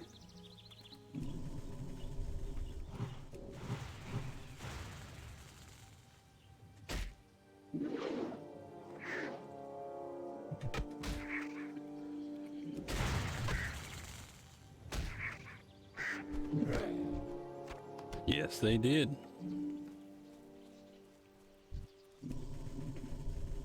Now, if these paws would just start dropping for me a little better.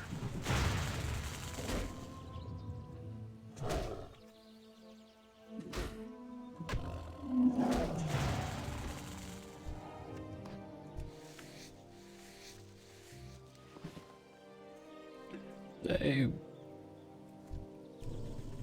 drop a little better. But it's okay, we're getting XP.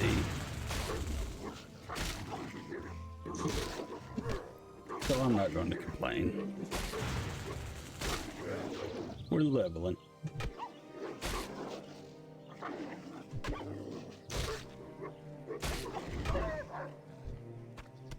Got some wolf meat. Need to heal up a little bit. No needing trying to get too cute here.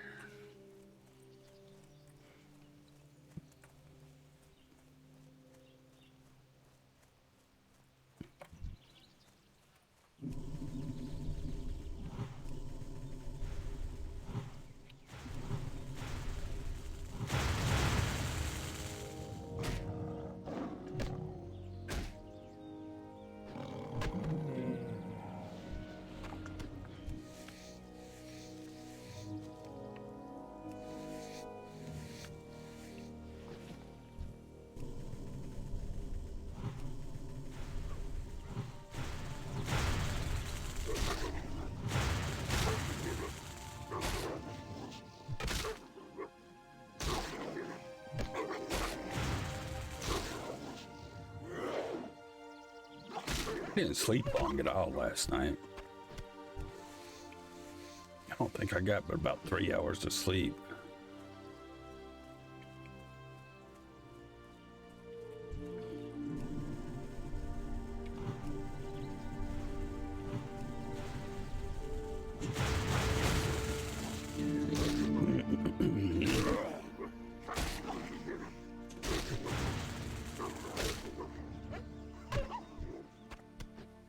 That running behind me.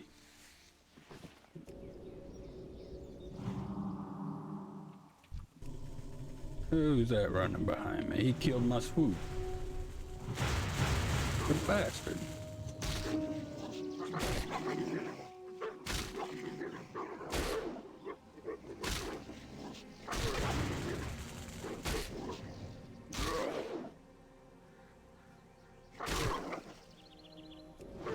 long's Rob Biter's been off for a while. I forgot about it.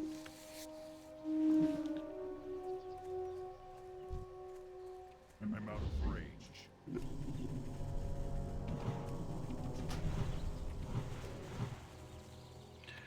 Resistant. Let me turn on my heater.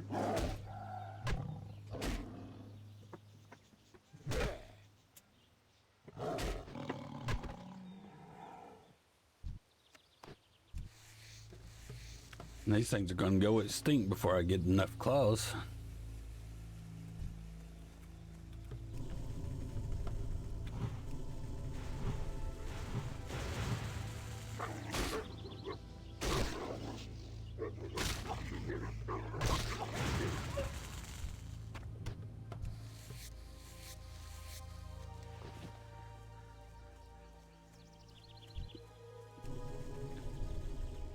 We need 3 more cougar claws, 1 more stalker claw.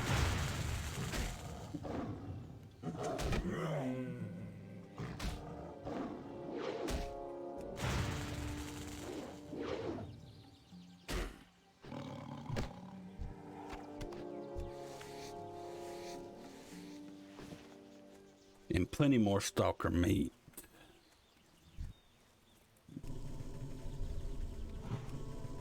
Shit, I probably should have healed.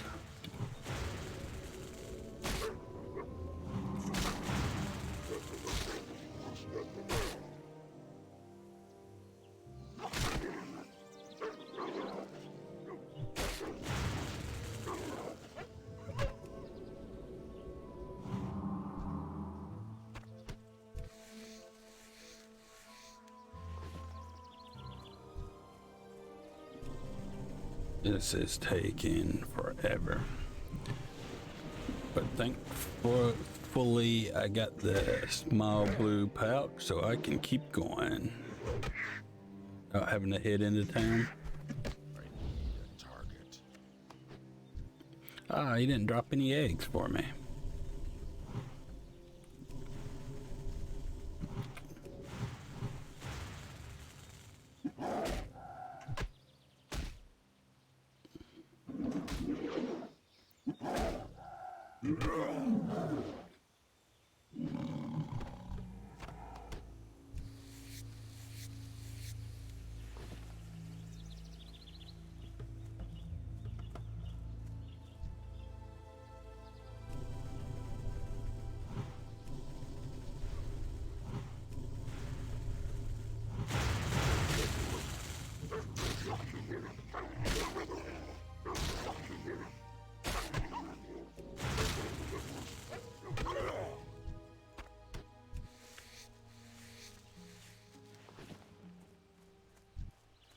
Maybe he'll drop me some eggs. I've got 7 eggs. I've got 22 wolf meats, and I need 20 spiced wolf meats for here.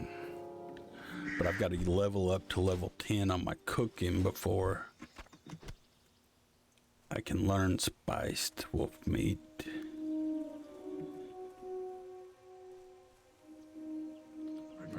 Plus, I want to have some food to eat as well, so we need to get a few more.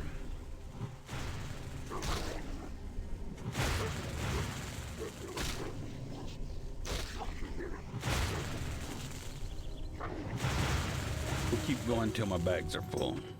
There's my last stalker claw though, and we got a wolf meat.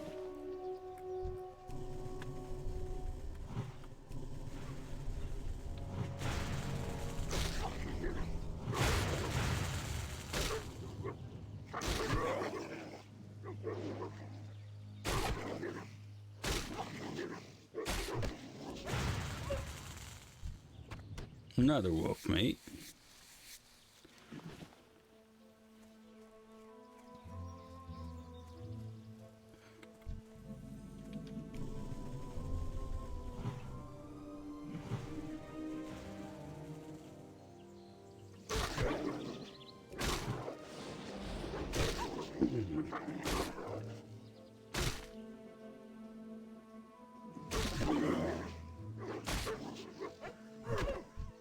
Another wolf meat. getting leather too, so we're going to be able to make us some armor.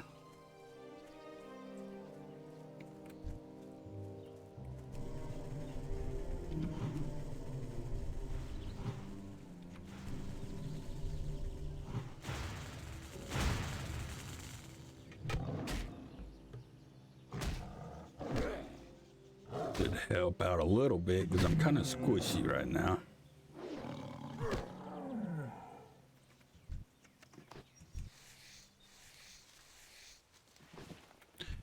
And we need to go get our new spells too. I don't think I got my level 6 or my level 8 spells.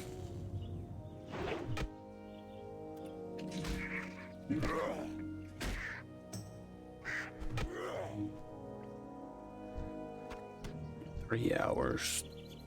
How the hell do people, Jesus, level that in 2 hours to level 10?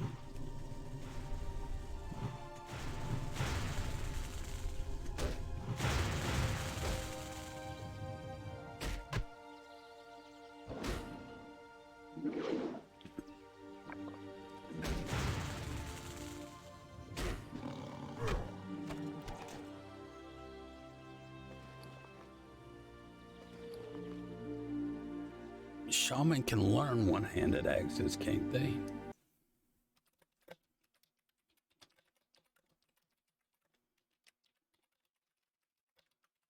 Pretty sure they can. And isn't the axe trainer in org?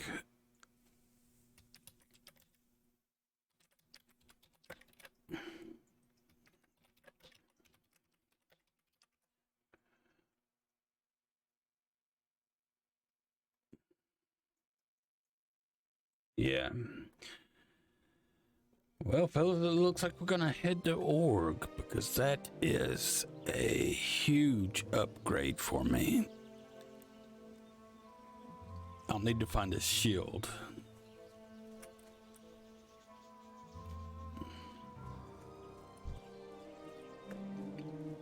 Let's just get wolf meat on the way back.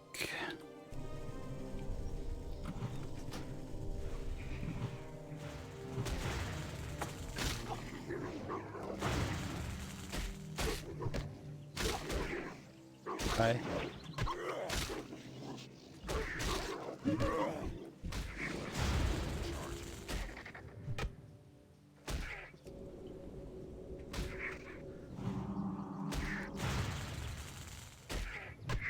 Don't die on the way back.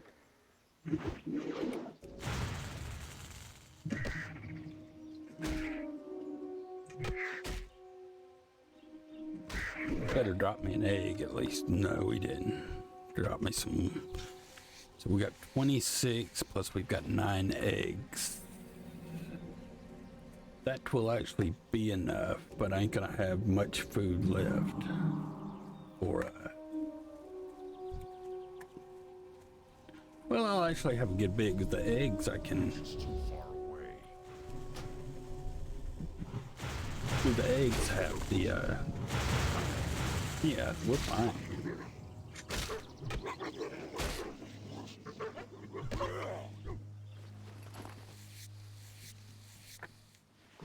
Let's see if we can get one more egg.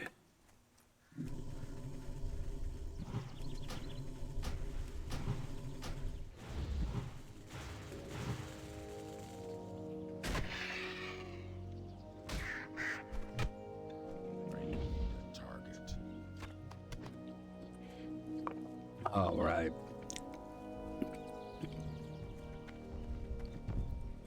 Let's go back home. Learn our spells.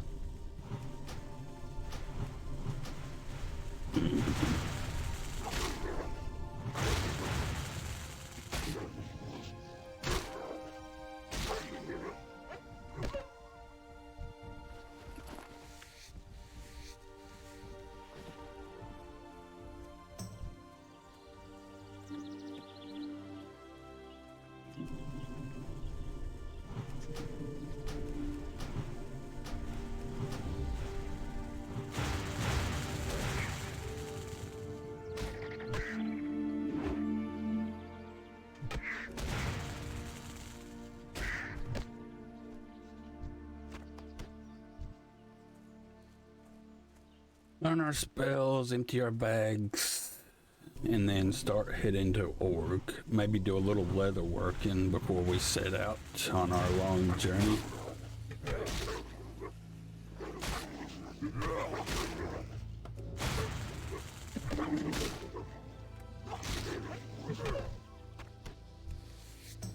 Learn cooking. What else do we have to do while we're in town?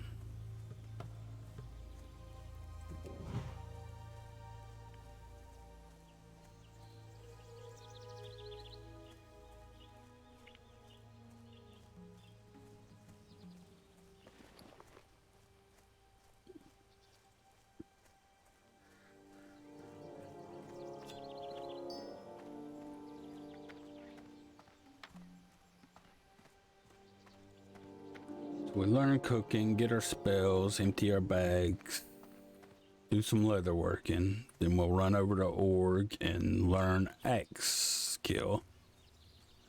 That costs 10 silver. Shit.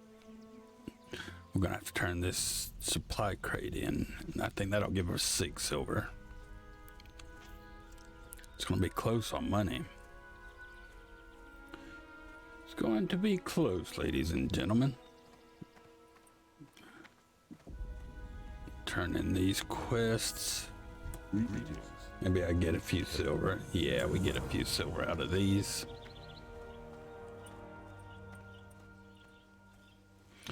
Hopefully I find a shield somewhere along the way. That doesn't give anything.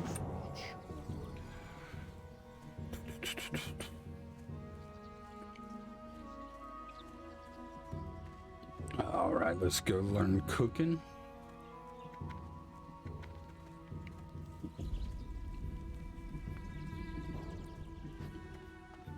Pinto, how are you doing today? Did you get my message I sent you on Discord the other day? Hail.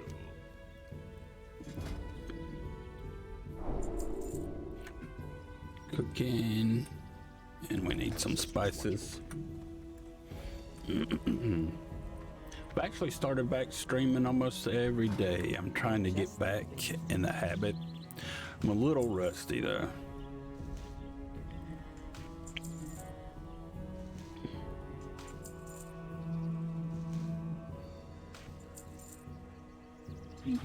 You're actually on at an odd time of day. I don't think I've ever saw you on this time of day. Are you getting ready to go to work?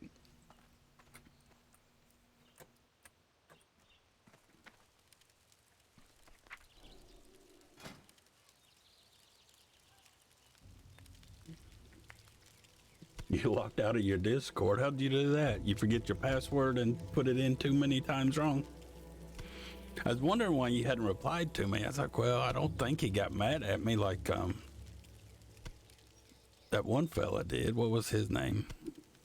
I can't even remember his name now.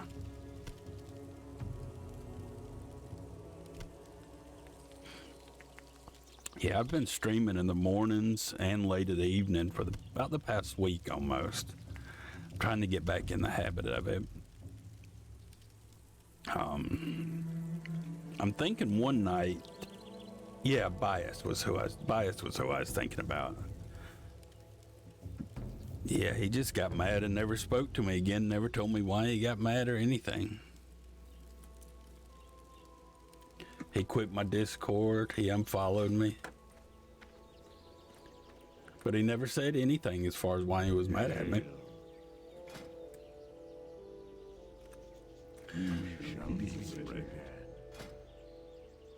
Yeah, I believe it is. I've been working on YouTube so much for the past year, but I've got some new YouTube channels that I'm going to use with my streaming, and we're going to do that, do things a little different, put more effort into it. Unfortunately, right now my car's stuck in my driveway. I've been snowed in for over 2 weeks, so I've been out of vodka for over 2 weeks. So there are no drunk streams until I get my car unstuck, which could be a good thing. That could be a good thing.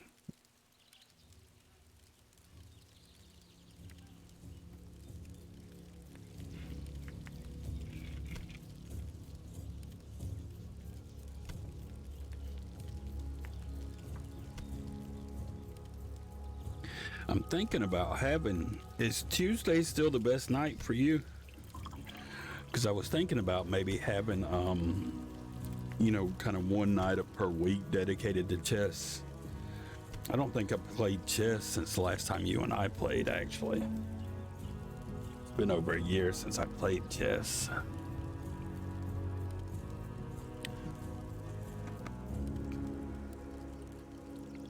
But I'm thinking about having one night per week dedicated to it. Tuesday or Thursday? Okay. I'll let you know on Discord whenever you get your Discord sorted. Or I can message you on here. You read your messages on Twitch, don't you?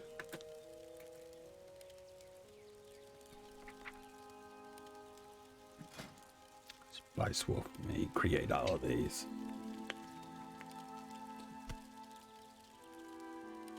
Yeah, it's been like that forever here. But we're supposed to get up to 33 or 34 today. Hopefully a little bit of it melts. I tried pulling it out yesterday, or day before yesterday, with my four-wheeler, but that didn't work. I might put my four-wheeler, brace it behind a tree, and try to winch it and see if I can get it to move. Message you on your Discord. Okay. I'll be right back while I'm cooking. I got to use the bathroom real quick.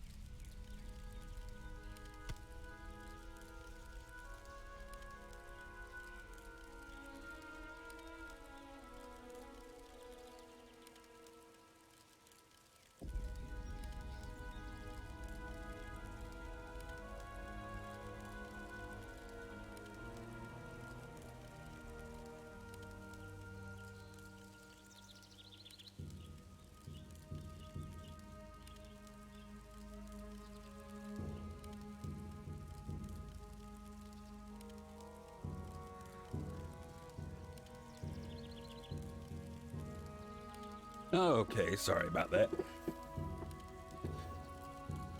Message you on Discord, I will do. Let me fill up my box here. And, yeah, I'll let you know if it's going to be Tuesday or Thursday nights on the chess.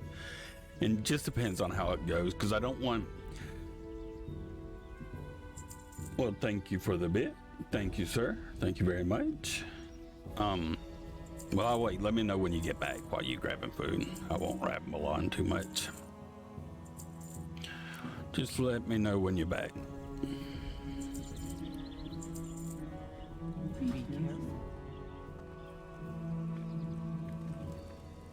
See, do some leather working.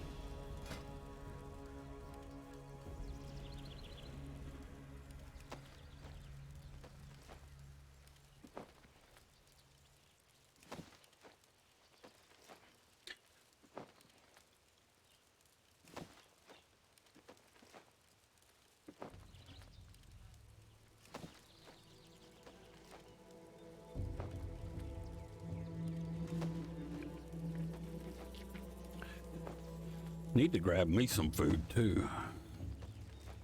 I'm getting kind of hungry.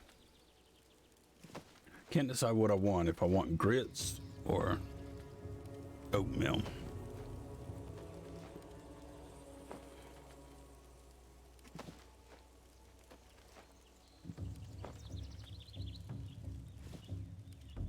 Okay, we need leather bracers. We need to make all of this stuff, don't we? 8 armor. We don't need to make the cloak. We need to make the bracers. Boots, 31 armor, 16 vest, 45 armor. We don't need the vest. And then we need the armor kits. So we need bracers and boots. So 1 4-course thread. Greetings, traveler.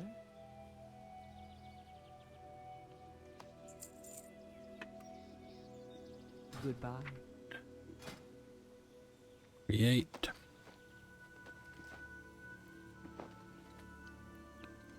There's me bracers. There's me boots.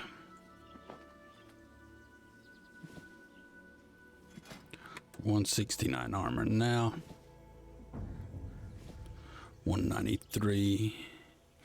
2 hands and chest.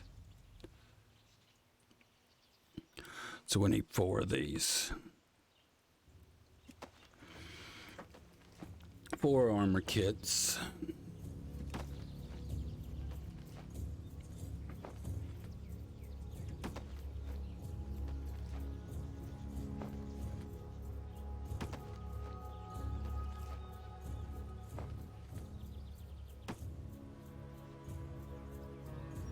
Put those on, and now we're gonna start heading to org. Learn my axe skill.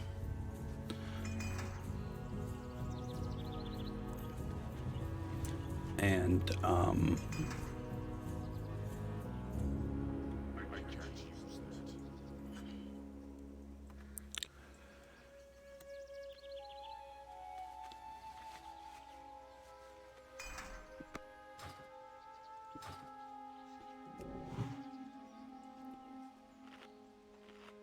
learn my axe skill, and then we're probably gonna go get some breakfast after that. Just all depends on how things work out.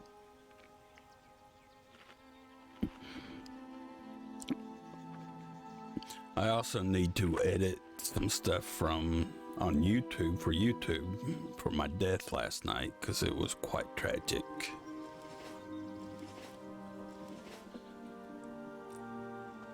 All right, heading to org. This is about a 15-minute run. I know it's a lot of riveting content. Most exciting stuff in the world to watch, me running.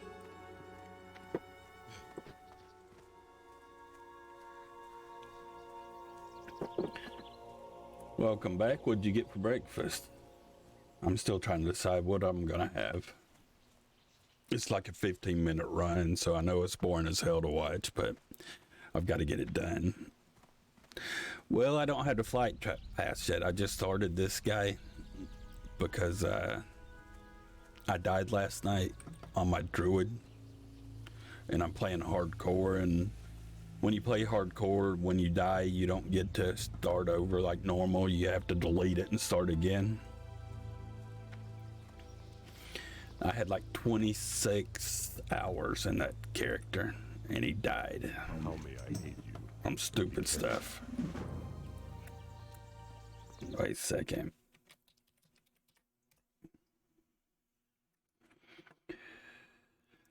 I've kind of need to edit that YouTube video and put it up on my new YouTube channel. If you can follow with that new YouTube channel, please, if you don't mind.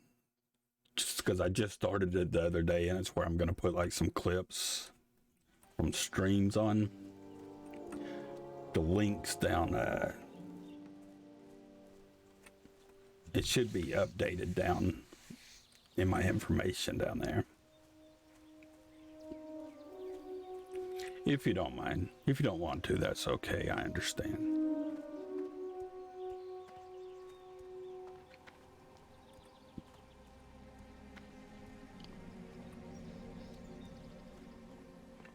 But that was the demise of my druid last night.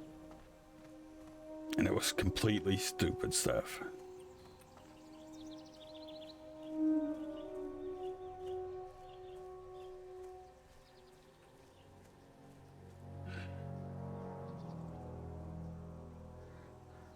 Oh yeah, the Victor TTV is the one I want, not the Uncle Victor. Victor TTV. I need to go through and make sure I've got all that stuff updated in the description. I've been trying to slowly work on it.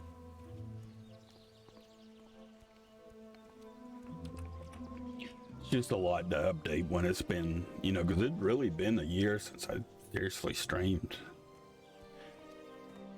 I think it was last March when I've got both, but they're in different areas. Okay, I'll look at that and get that sorted out this afternoon. Thank you for letting me know. Thank you very much. Because that will confuse people.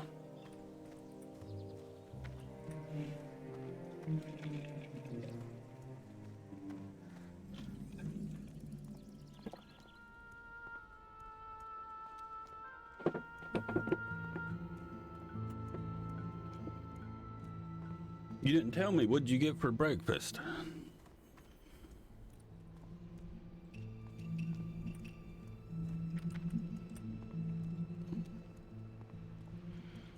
I'm out of eggs. I really want some scrambled eggs, but I'm out of eggs. I'm out of milk.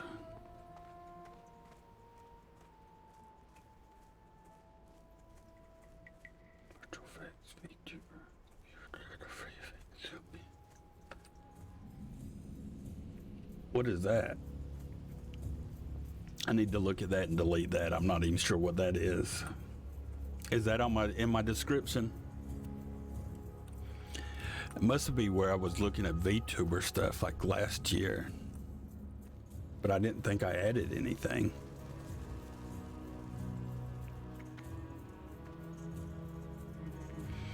Okay, yeah, I better fix that. Because I don't even know what that is or how to edit it or anything. Fried egg and a pork chop. Well, that sounds pretty good. Green beans, a little early in the day for green beans for me.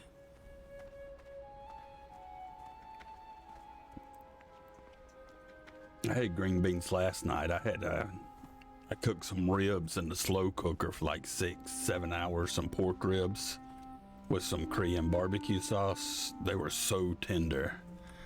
And then I just pulled the ribs off and put them in some tortillas. And that was real good. I think from now on, I'm always going to cook my pork ribs in a slow cooker. That's the best way to cook them, I found. That was the first time I've ever cooked them in a slow cooker.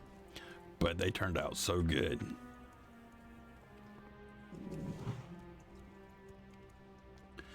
I've never been a fan of mushrooms at all. I don't know why.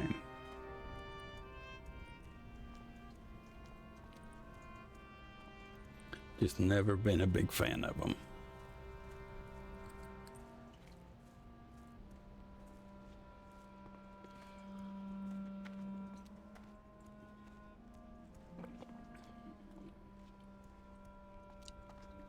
Well, I've never had one of those.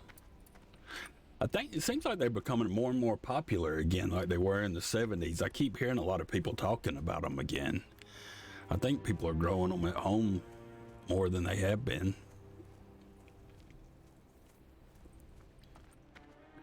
So they seem to pop up a lot in conversation and like on TV and stuff.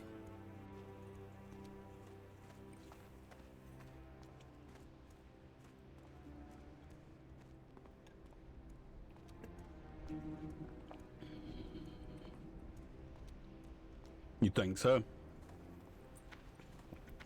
Aren't like in Arizona and all, and on reservations, aren't they legal on some reservations already?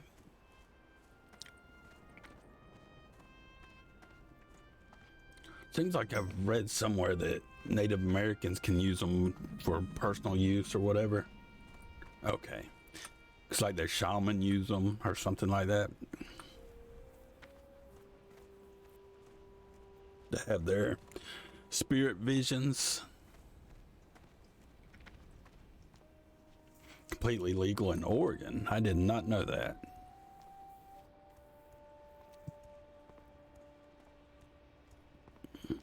I gotta be careful because if anything attacks me running through here, I'm dead.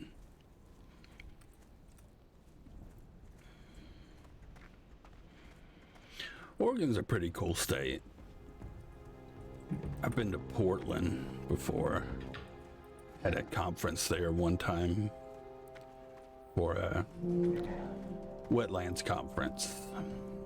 Had to present at. Portland was a pretty cool city. Had some strange people there, but it was cool.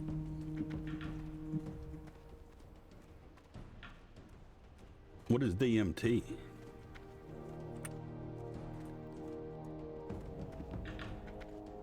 Is that like Molly?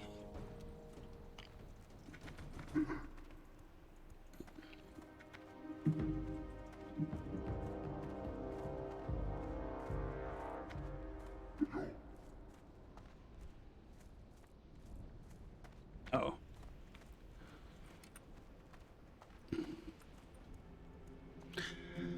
I've always thought I would like trying Molly, but I'm afraid I'd like it too much. Oh, it's just a stimulant. That's why a lot of poker players take it.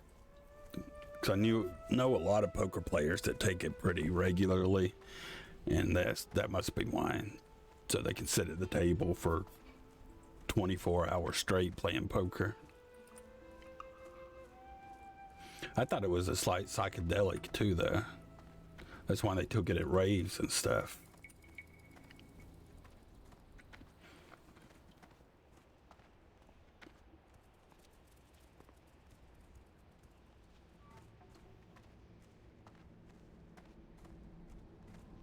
Talking to other dimensional beings. Well, hell, I don't want that. That would spook me.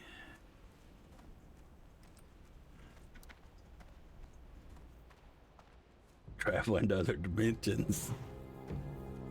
Yeah, I don't think I want to try that. I'd be afraid I'd get stuck in another dimension.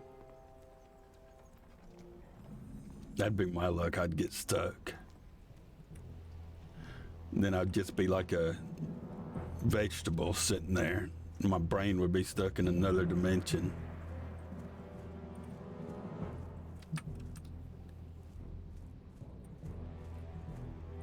Oh, that's that one they do in the South America where you go in the tent.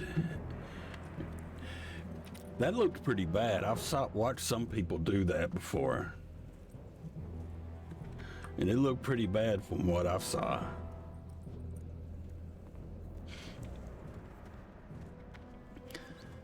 Who was it that I watched do it? Anthony Bourdain, I think, did it once. Yeah, Anthony Bourdain. And it looked pretty bad when he did it.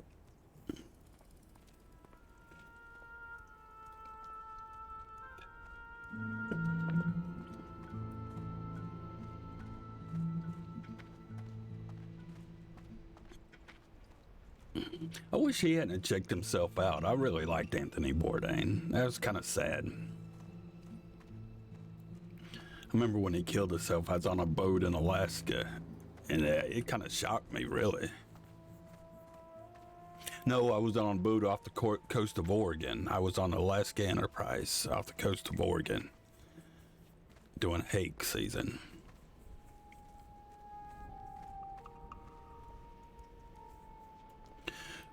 Well, Bourdain, it seemed to affect him a whole lot longer than that, or he took it for a long time or something, because he kept drinking it and drinking it and drinking it, and then they left him. They had one guy that was sitting with him in his tent. Oh no, yeah, I don't want that.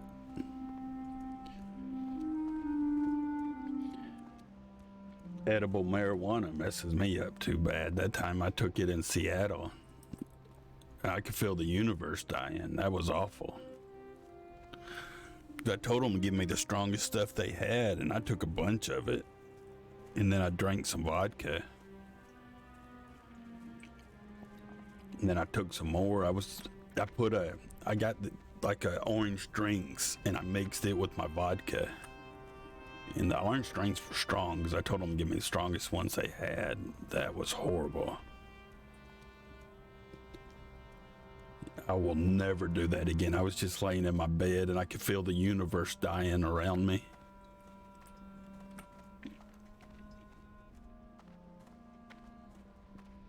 I don't want that again.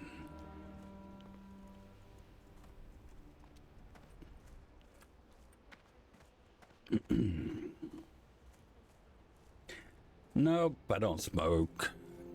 My dad did it a lot when I was young, so I really am not a big fan of it.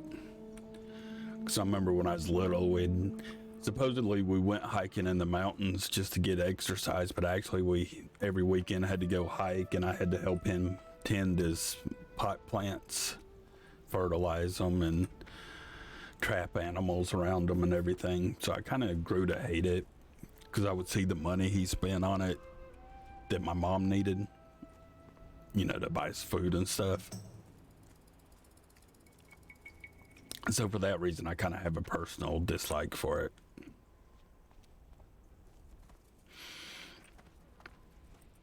But, you know, I don't have anything super against it. If anybody wants to do it, you know, that's their personal choice. All right, take your time. Take your time.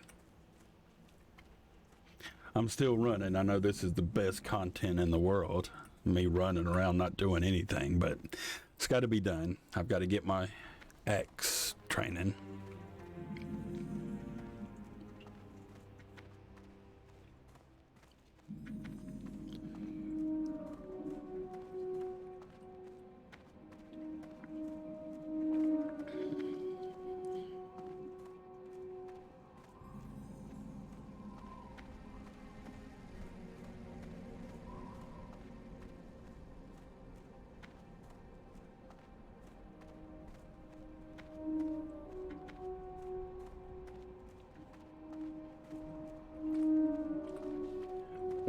At. I need to keep a list of stuff I need to get sorted out. Paper. But now's not the time to look for it.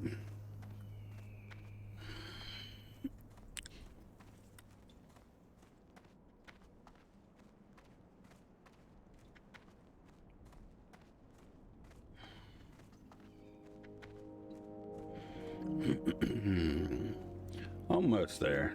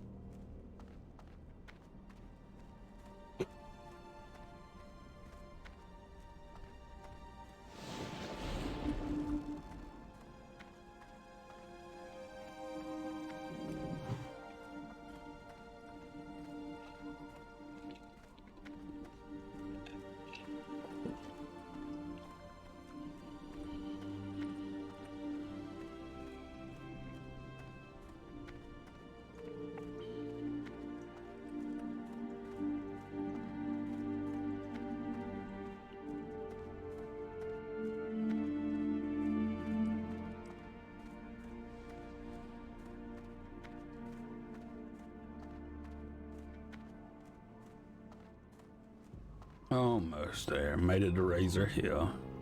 Now it's just a short little jog to Orgrimmar. Most exciting content in the world. There's Jezebel.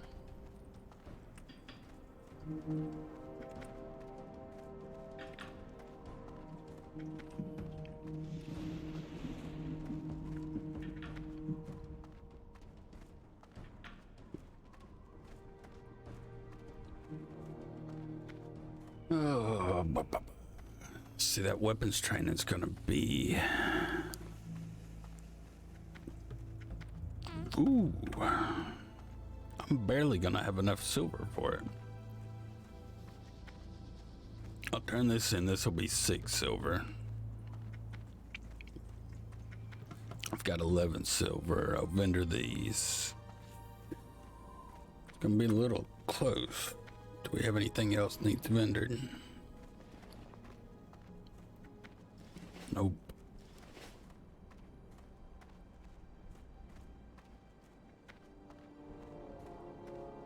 I didn't even learn my spells. Go downstairs and get some food, Franny. Go get some food.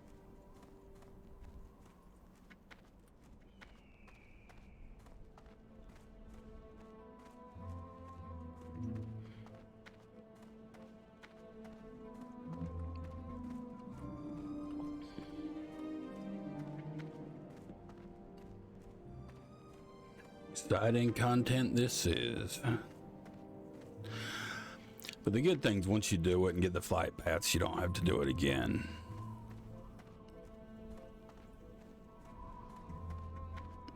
Might actually go to Brill.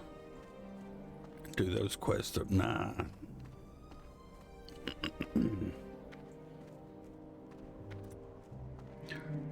No need in getting silly.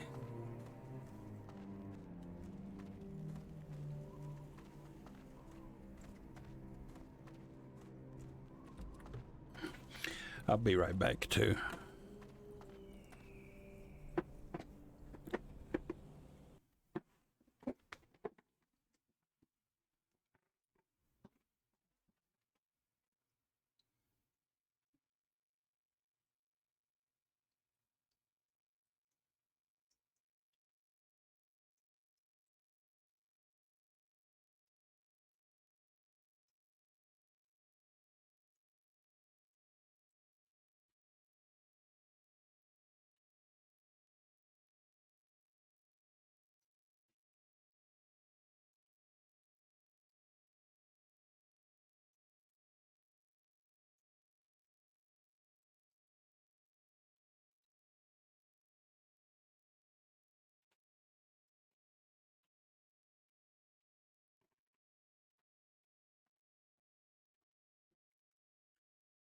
All right.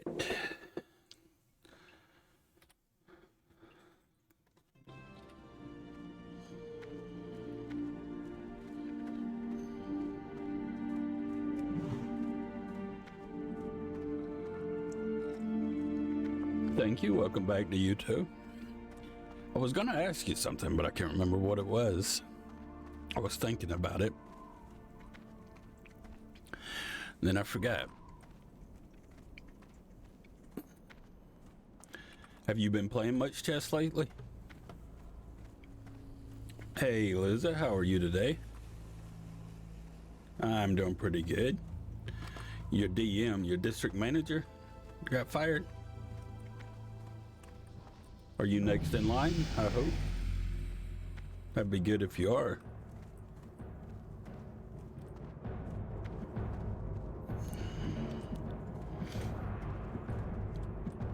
So you're gonna be rich soon. Making all that money. Oh, you're not? You've been at that same place for a long time now, though, haven't you? You're still at the same place you worked at before, aren't you?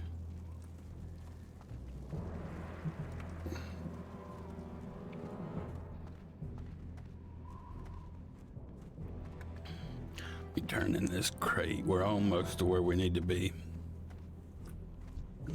3 years. Yes, that's pretty respectable.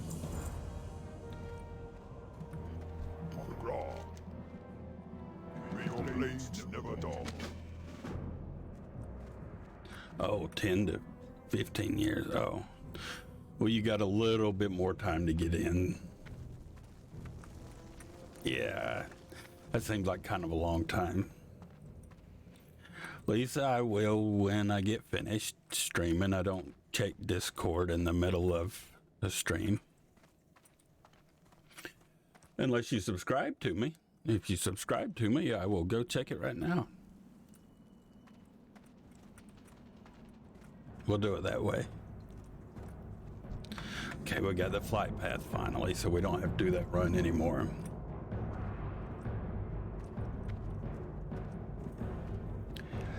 Yeah, $250K a year's pretty good. When did he get fired? Do you know?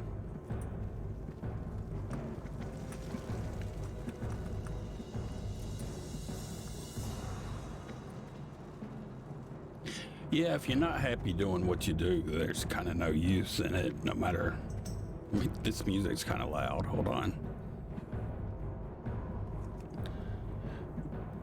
No matter how much you make, you know, kind of the one thing that matters in life's happiness.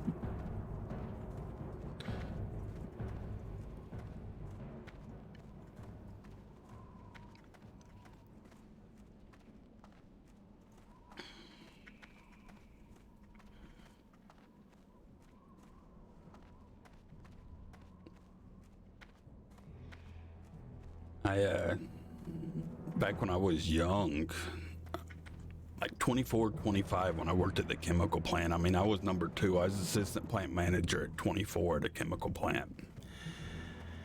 And, you know, that was back 2000, mid-2000s. And I was making pretty good money for my age, but I was just so miserable that I quit. Then I went and became a sales manager at the car dealership, and I made real good money there for, you know, I was 24 when I became sales manager at the car dealership, so I was younger than that at the chemical plant. She's doing the graphic design stuff. I told her to send me your stuff on Discord. But I think from now on, I'm not going to give out my Discord link unless somebody's subscribed.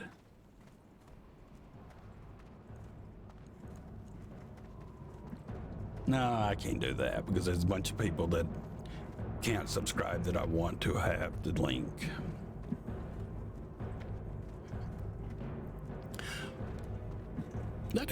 That's not horrible. I mean, it really depends. I mean, $18.50 an hour where I live is actually pretty good because of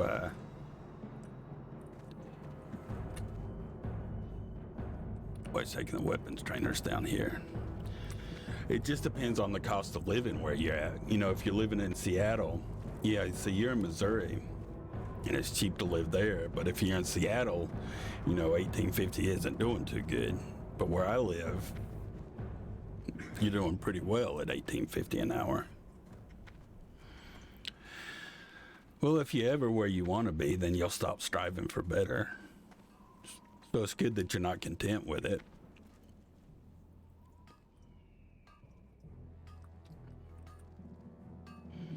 So you want to go to a different place? One-handed access. Here we go.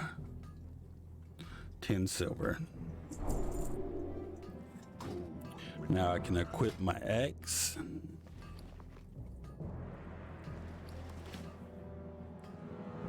Whoa. Look at that. And I need a shield also. Yeah, when I was the sales manager at the car dealership, that was I worked there from 2004 to 2007, and I was making between 100 and 120,000 a year then, and that was pretty good for my age, especially almost 20 years ago. You know, I was making real good money. Plus, I was single. I was having fun. Well, you're just a youngin'. I was selling cars, making 100,000 a year.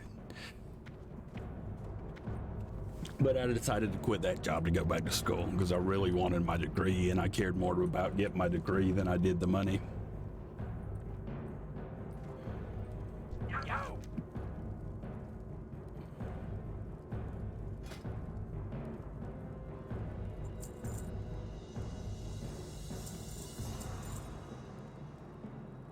Ooh, in 2004.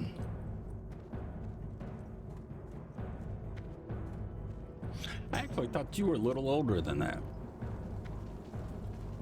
You can barely drink.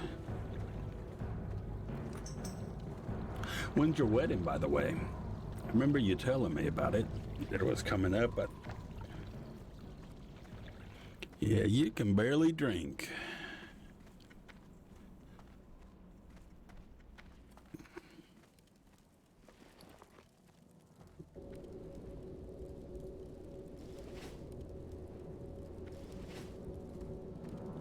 February 14th. Well, that's coming up, what, 3 weeks?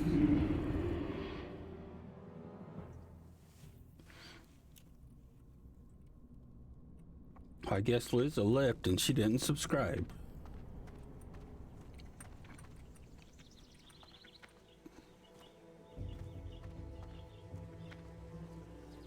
Get 3 weeks. I did the marriage thing once.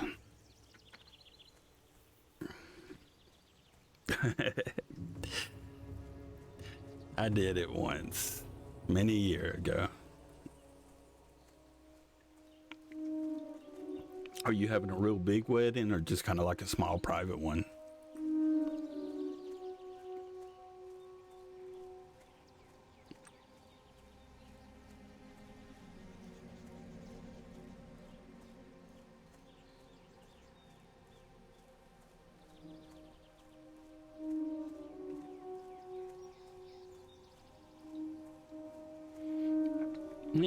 Yeah, that's not too bad.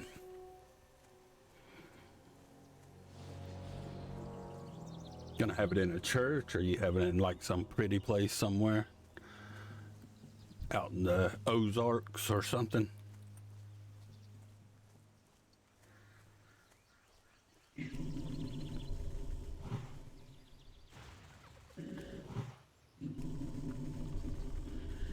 Are you marrying above your level?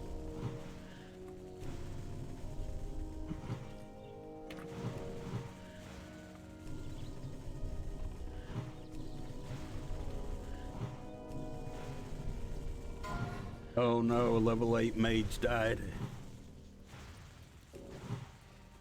What killed him? A maggot eye killed him.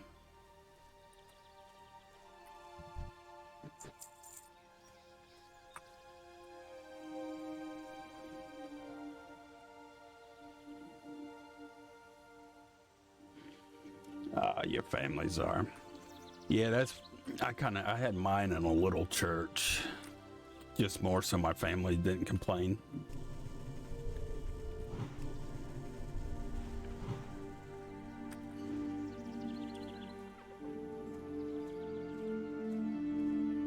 Actually, I don't want to fool with this. I need to level my axe skills before I try that quest. Because I forgot I just equipped it.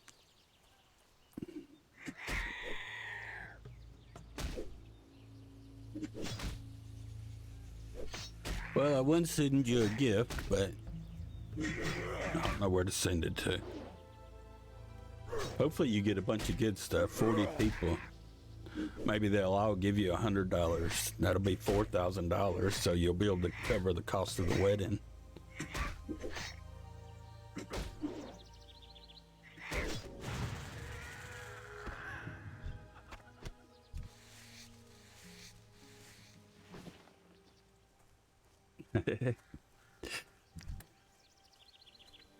The gifts are the funnest part of the wedding. Well, actually, the honeymoon. You got a big honeymoon planned? Where are you thinking about going?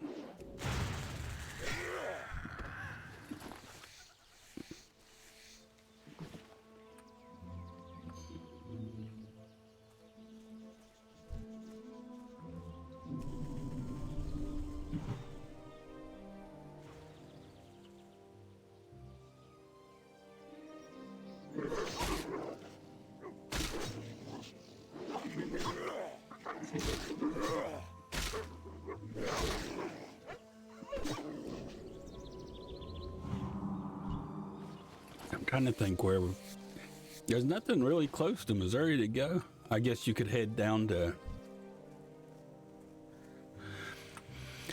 Actually, West River's kind of nice. There's some nice places you could actually have a honeymoon out there. Out in the Black Hills. Bahamas are not. I've never been to Bahamas, actually.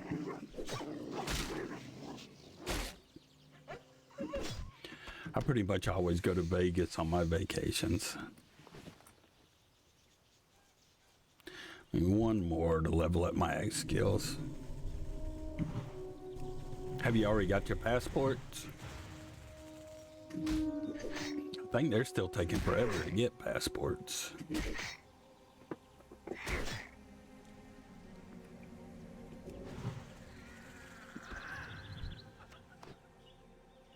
I like poker. I don't consider poker gambling.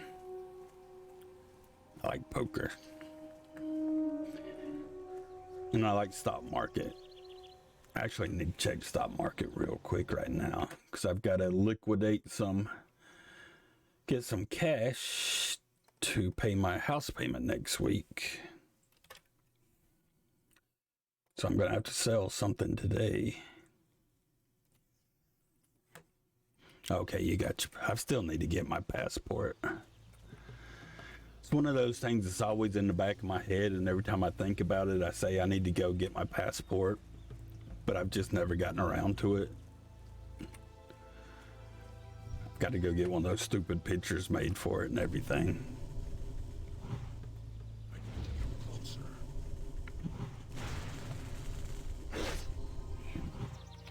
I don't live close to anywhere that even takes the pictures.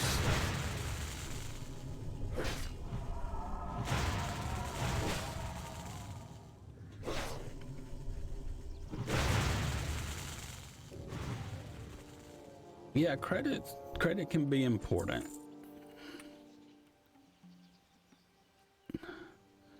I need 4 more poachers and 1 more skinner. There's some poachers. This bastard over here is shooting them.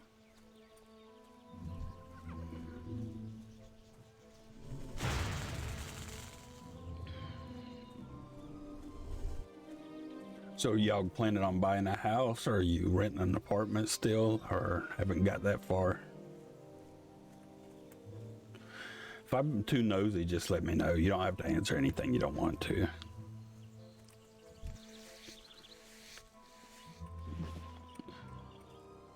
I just like to know stuff.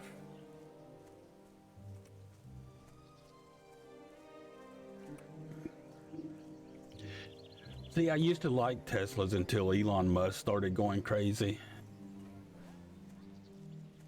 And because I can't stand Elon anymore, it kind of dropped my opinion of Teslas.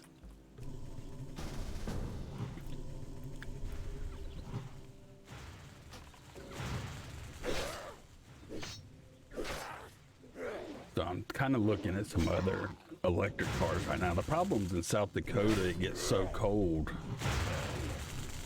I know a lot of people with electric cars were having trouble last week.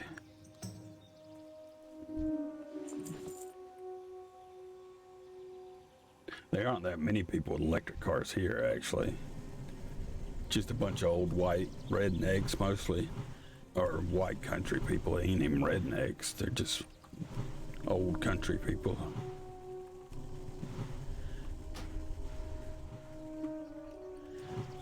I'm out of range.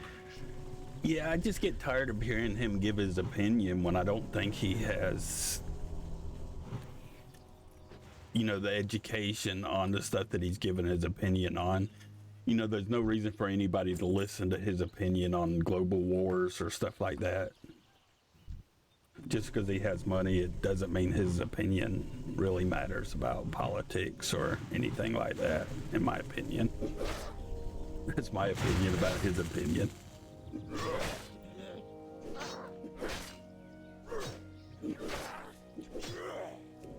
It's like, you know, movie stars. Just because you act in a movie, you know, that doesn't make you a expert on global affairs.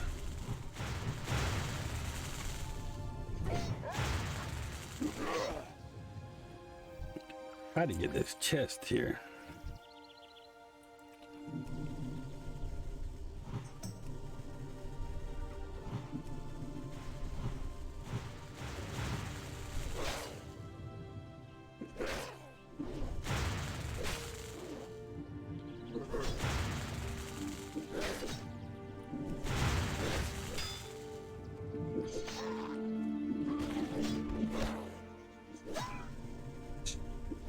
Oh shit, I might be in trouble.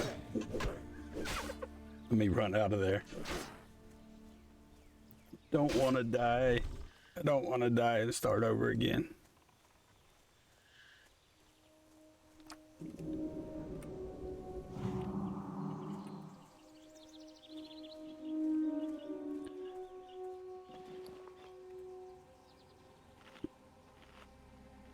We're safe.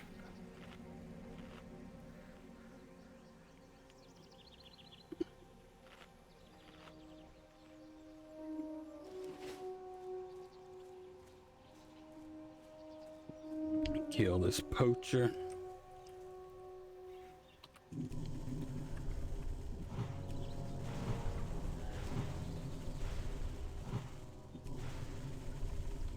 I'll let that guy have that chest if he wants it. Just because I'm nice.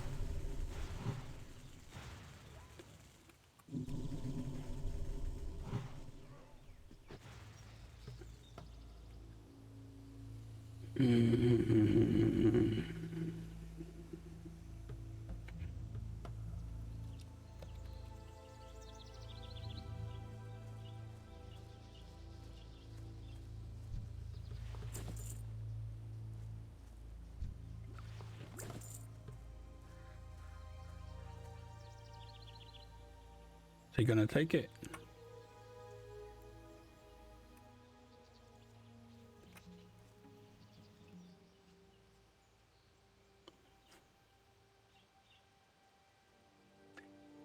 I saw that Lucid one. There was one other one. Well, let's look and see. The Porsche one. Have you saw the Porsche?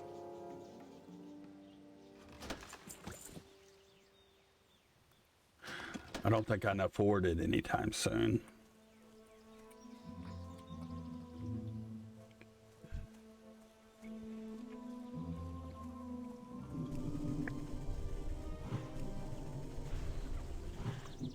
But I really like the Porsche electric car. And then doesn't Corvette, isn't theirs going to be electric? Their new one coming out next year or whenever?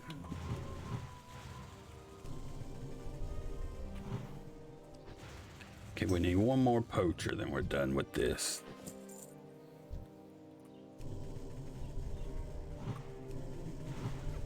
Yeah, probably because, you know, I'm not sure how much research they've really put into the,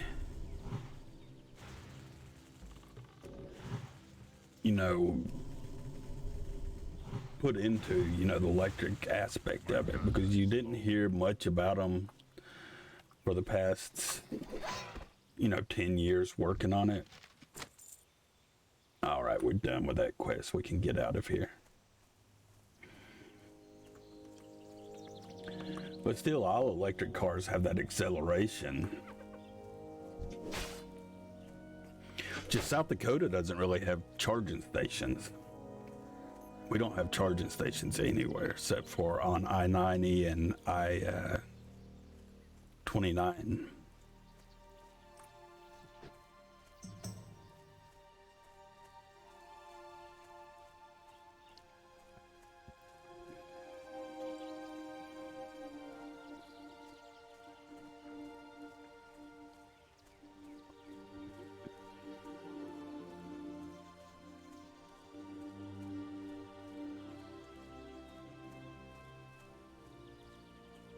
Yeah, just their acceleration is crazy.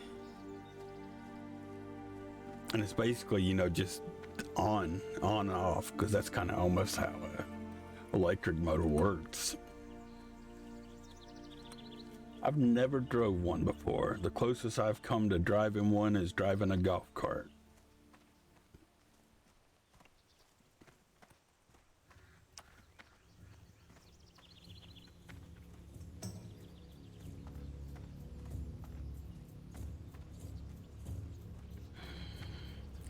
How much silver do I have? I'm getting broke.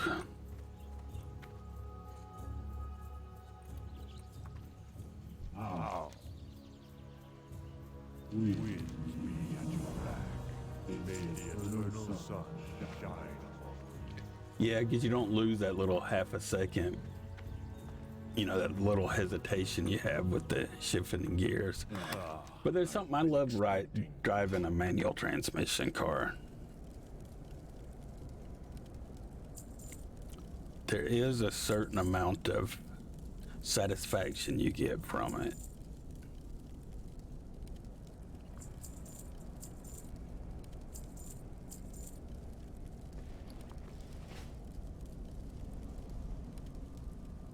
Walk with the earth, mother. That's actually how my four-wheeler is. Because my four-wheeler actually does pretty fast. It'll do about 80 miles an hour. but it doesn't have gears. But it's got, you know, just like it's a one cylinder. It's got one big cylinder. So it sounds kind of cool.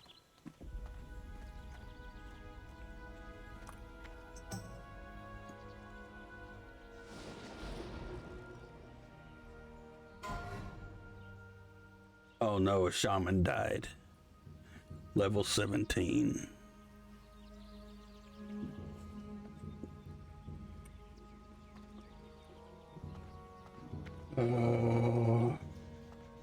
Peace, friend. See, Earthbind.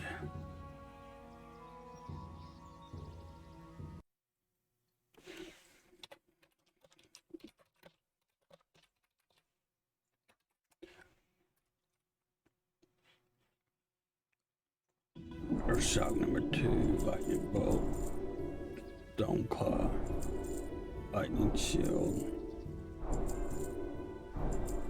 Now I'm broke. I got all.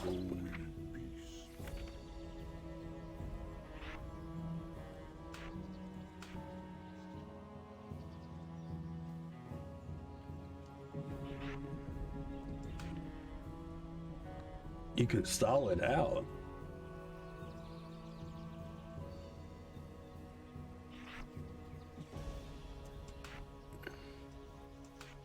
I've never heard of stalling out an electric one.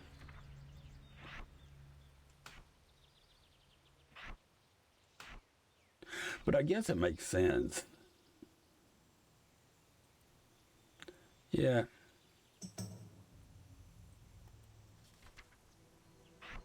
That'd be kind of neat. It'd be embarrassing though if you were at a red light and you choked down in your electric car and was holding up traffic. You'd look like a complete moron.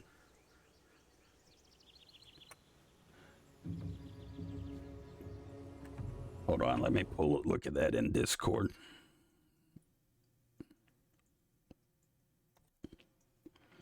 Yeah, I wiped my Discord the other day also.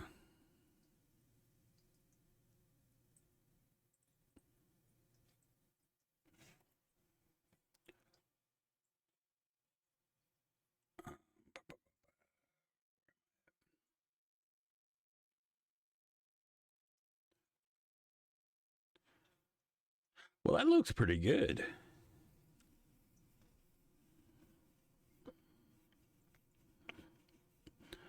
Have they released what the price is going to be for it yet?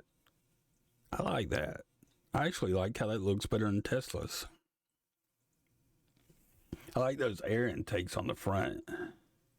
Those look pretty cool.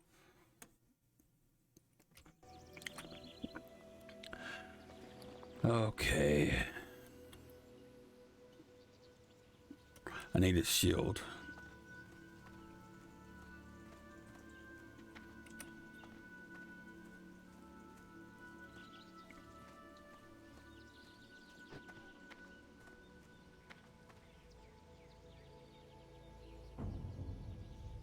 Yeah, that's pretty good. Hopefully if it's at a decent price point. I have just the thing for you. Here's my shield. Farewell. What do you think about Tesla's truck? How it looks?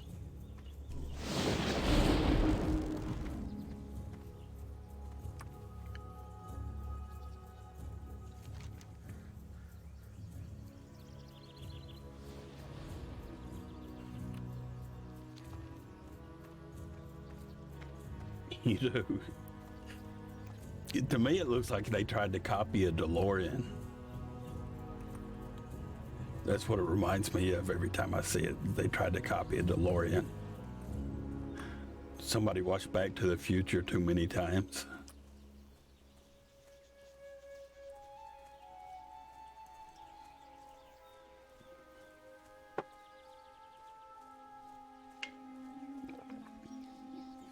I just actually don't like trucks in general.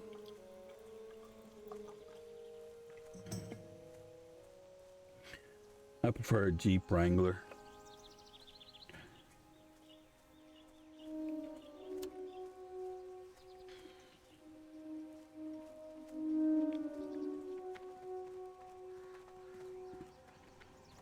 I think Jeep, the Wrangler's supposed to be coming out with an electric version too soon. I think I remember seeing that somewhere now that mention it.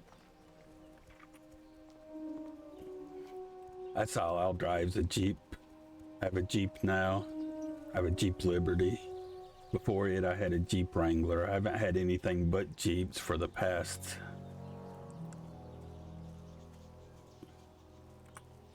15 years. And before that, I had a Nissan Xterra.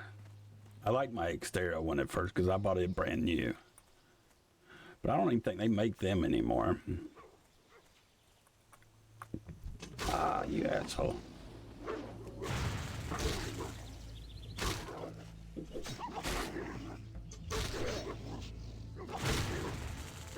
Do they still make them? I bought mine like the first year they came out, a long time, like in 2001, I think.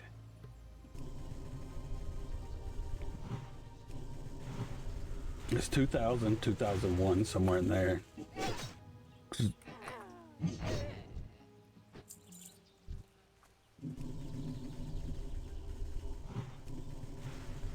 And I had it forever. And then I traded it in for my Wrangler. And I had my Wrangler forever.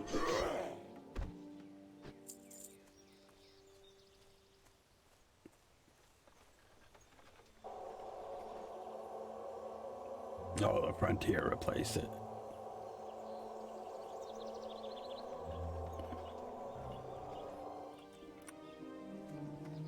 What are your work hours now?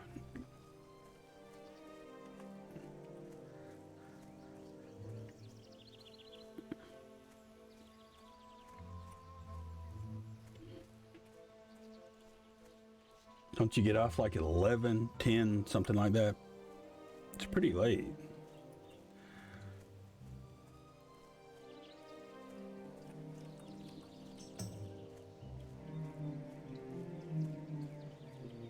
Noon to 10 every day. I learn Tuesday and Wednesday. Okay.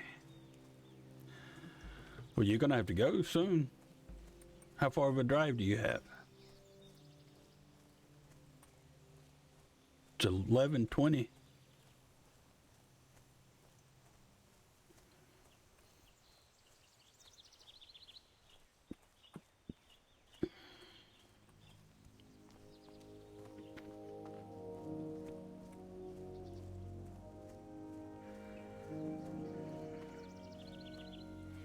All right. Yeah, if you've got a 35-minute drive, you're only going to get there with 5 minutes to spare. Well, it was good talking to you. Hope to see you again soon. I'm probably about to get off here before too long, get me some breakfast and work on YouTube a bit. And I'll be on tonight, but it'll be real late tonight. So Fridays and Saturdays, it's always going to be real late before I get on. So hopefully I see you at least next Monday or Tuesday. If not, have a great weekend till we get to talk again. And I greatly appreciate you stopping by.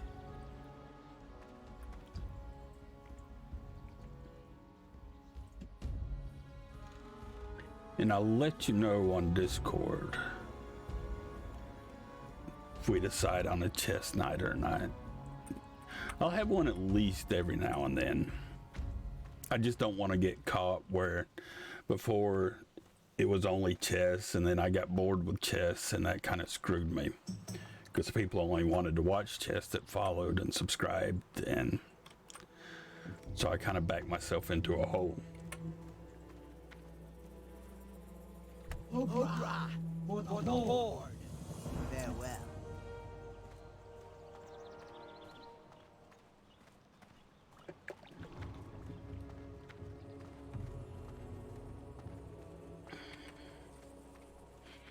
All right, let me go in here and go to sleep. I'm going to go ahead and end the stream here also. My keyboard's sticking.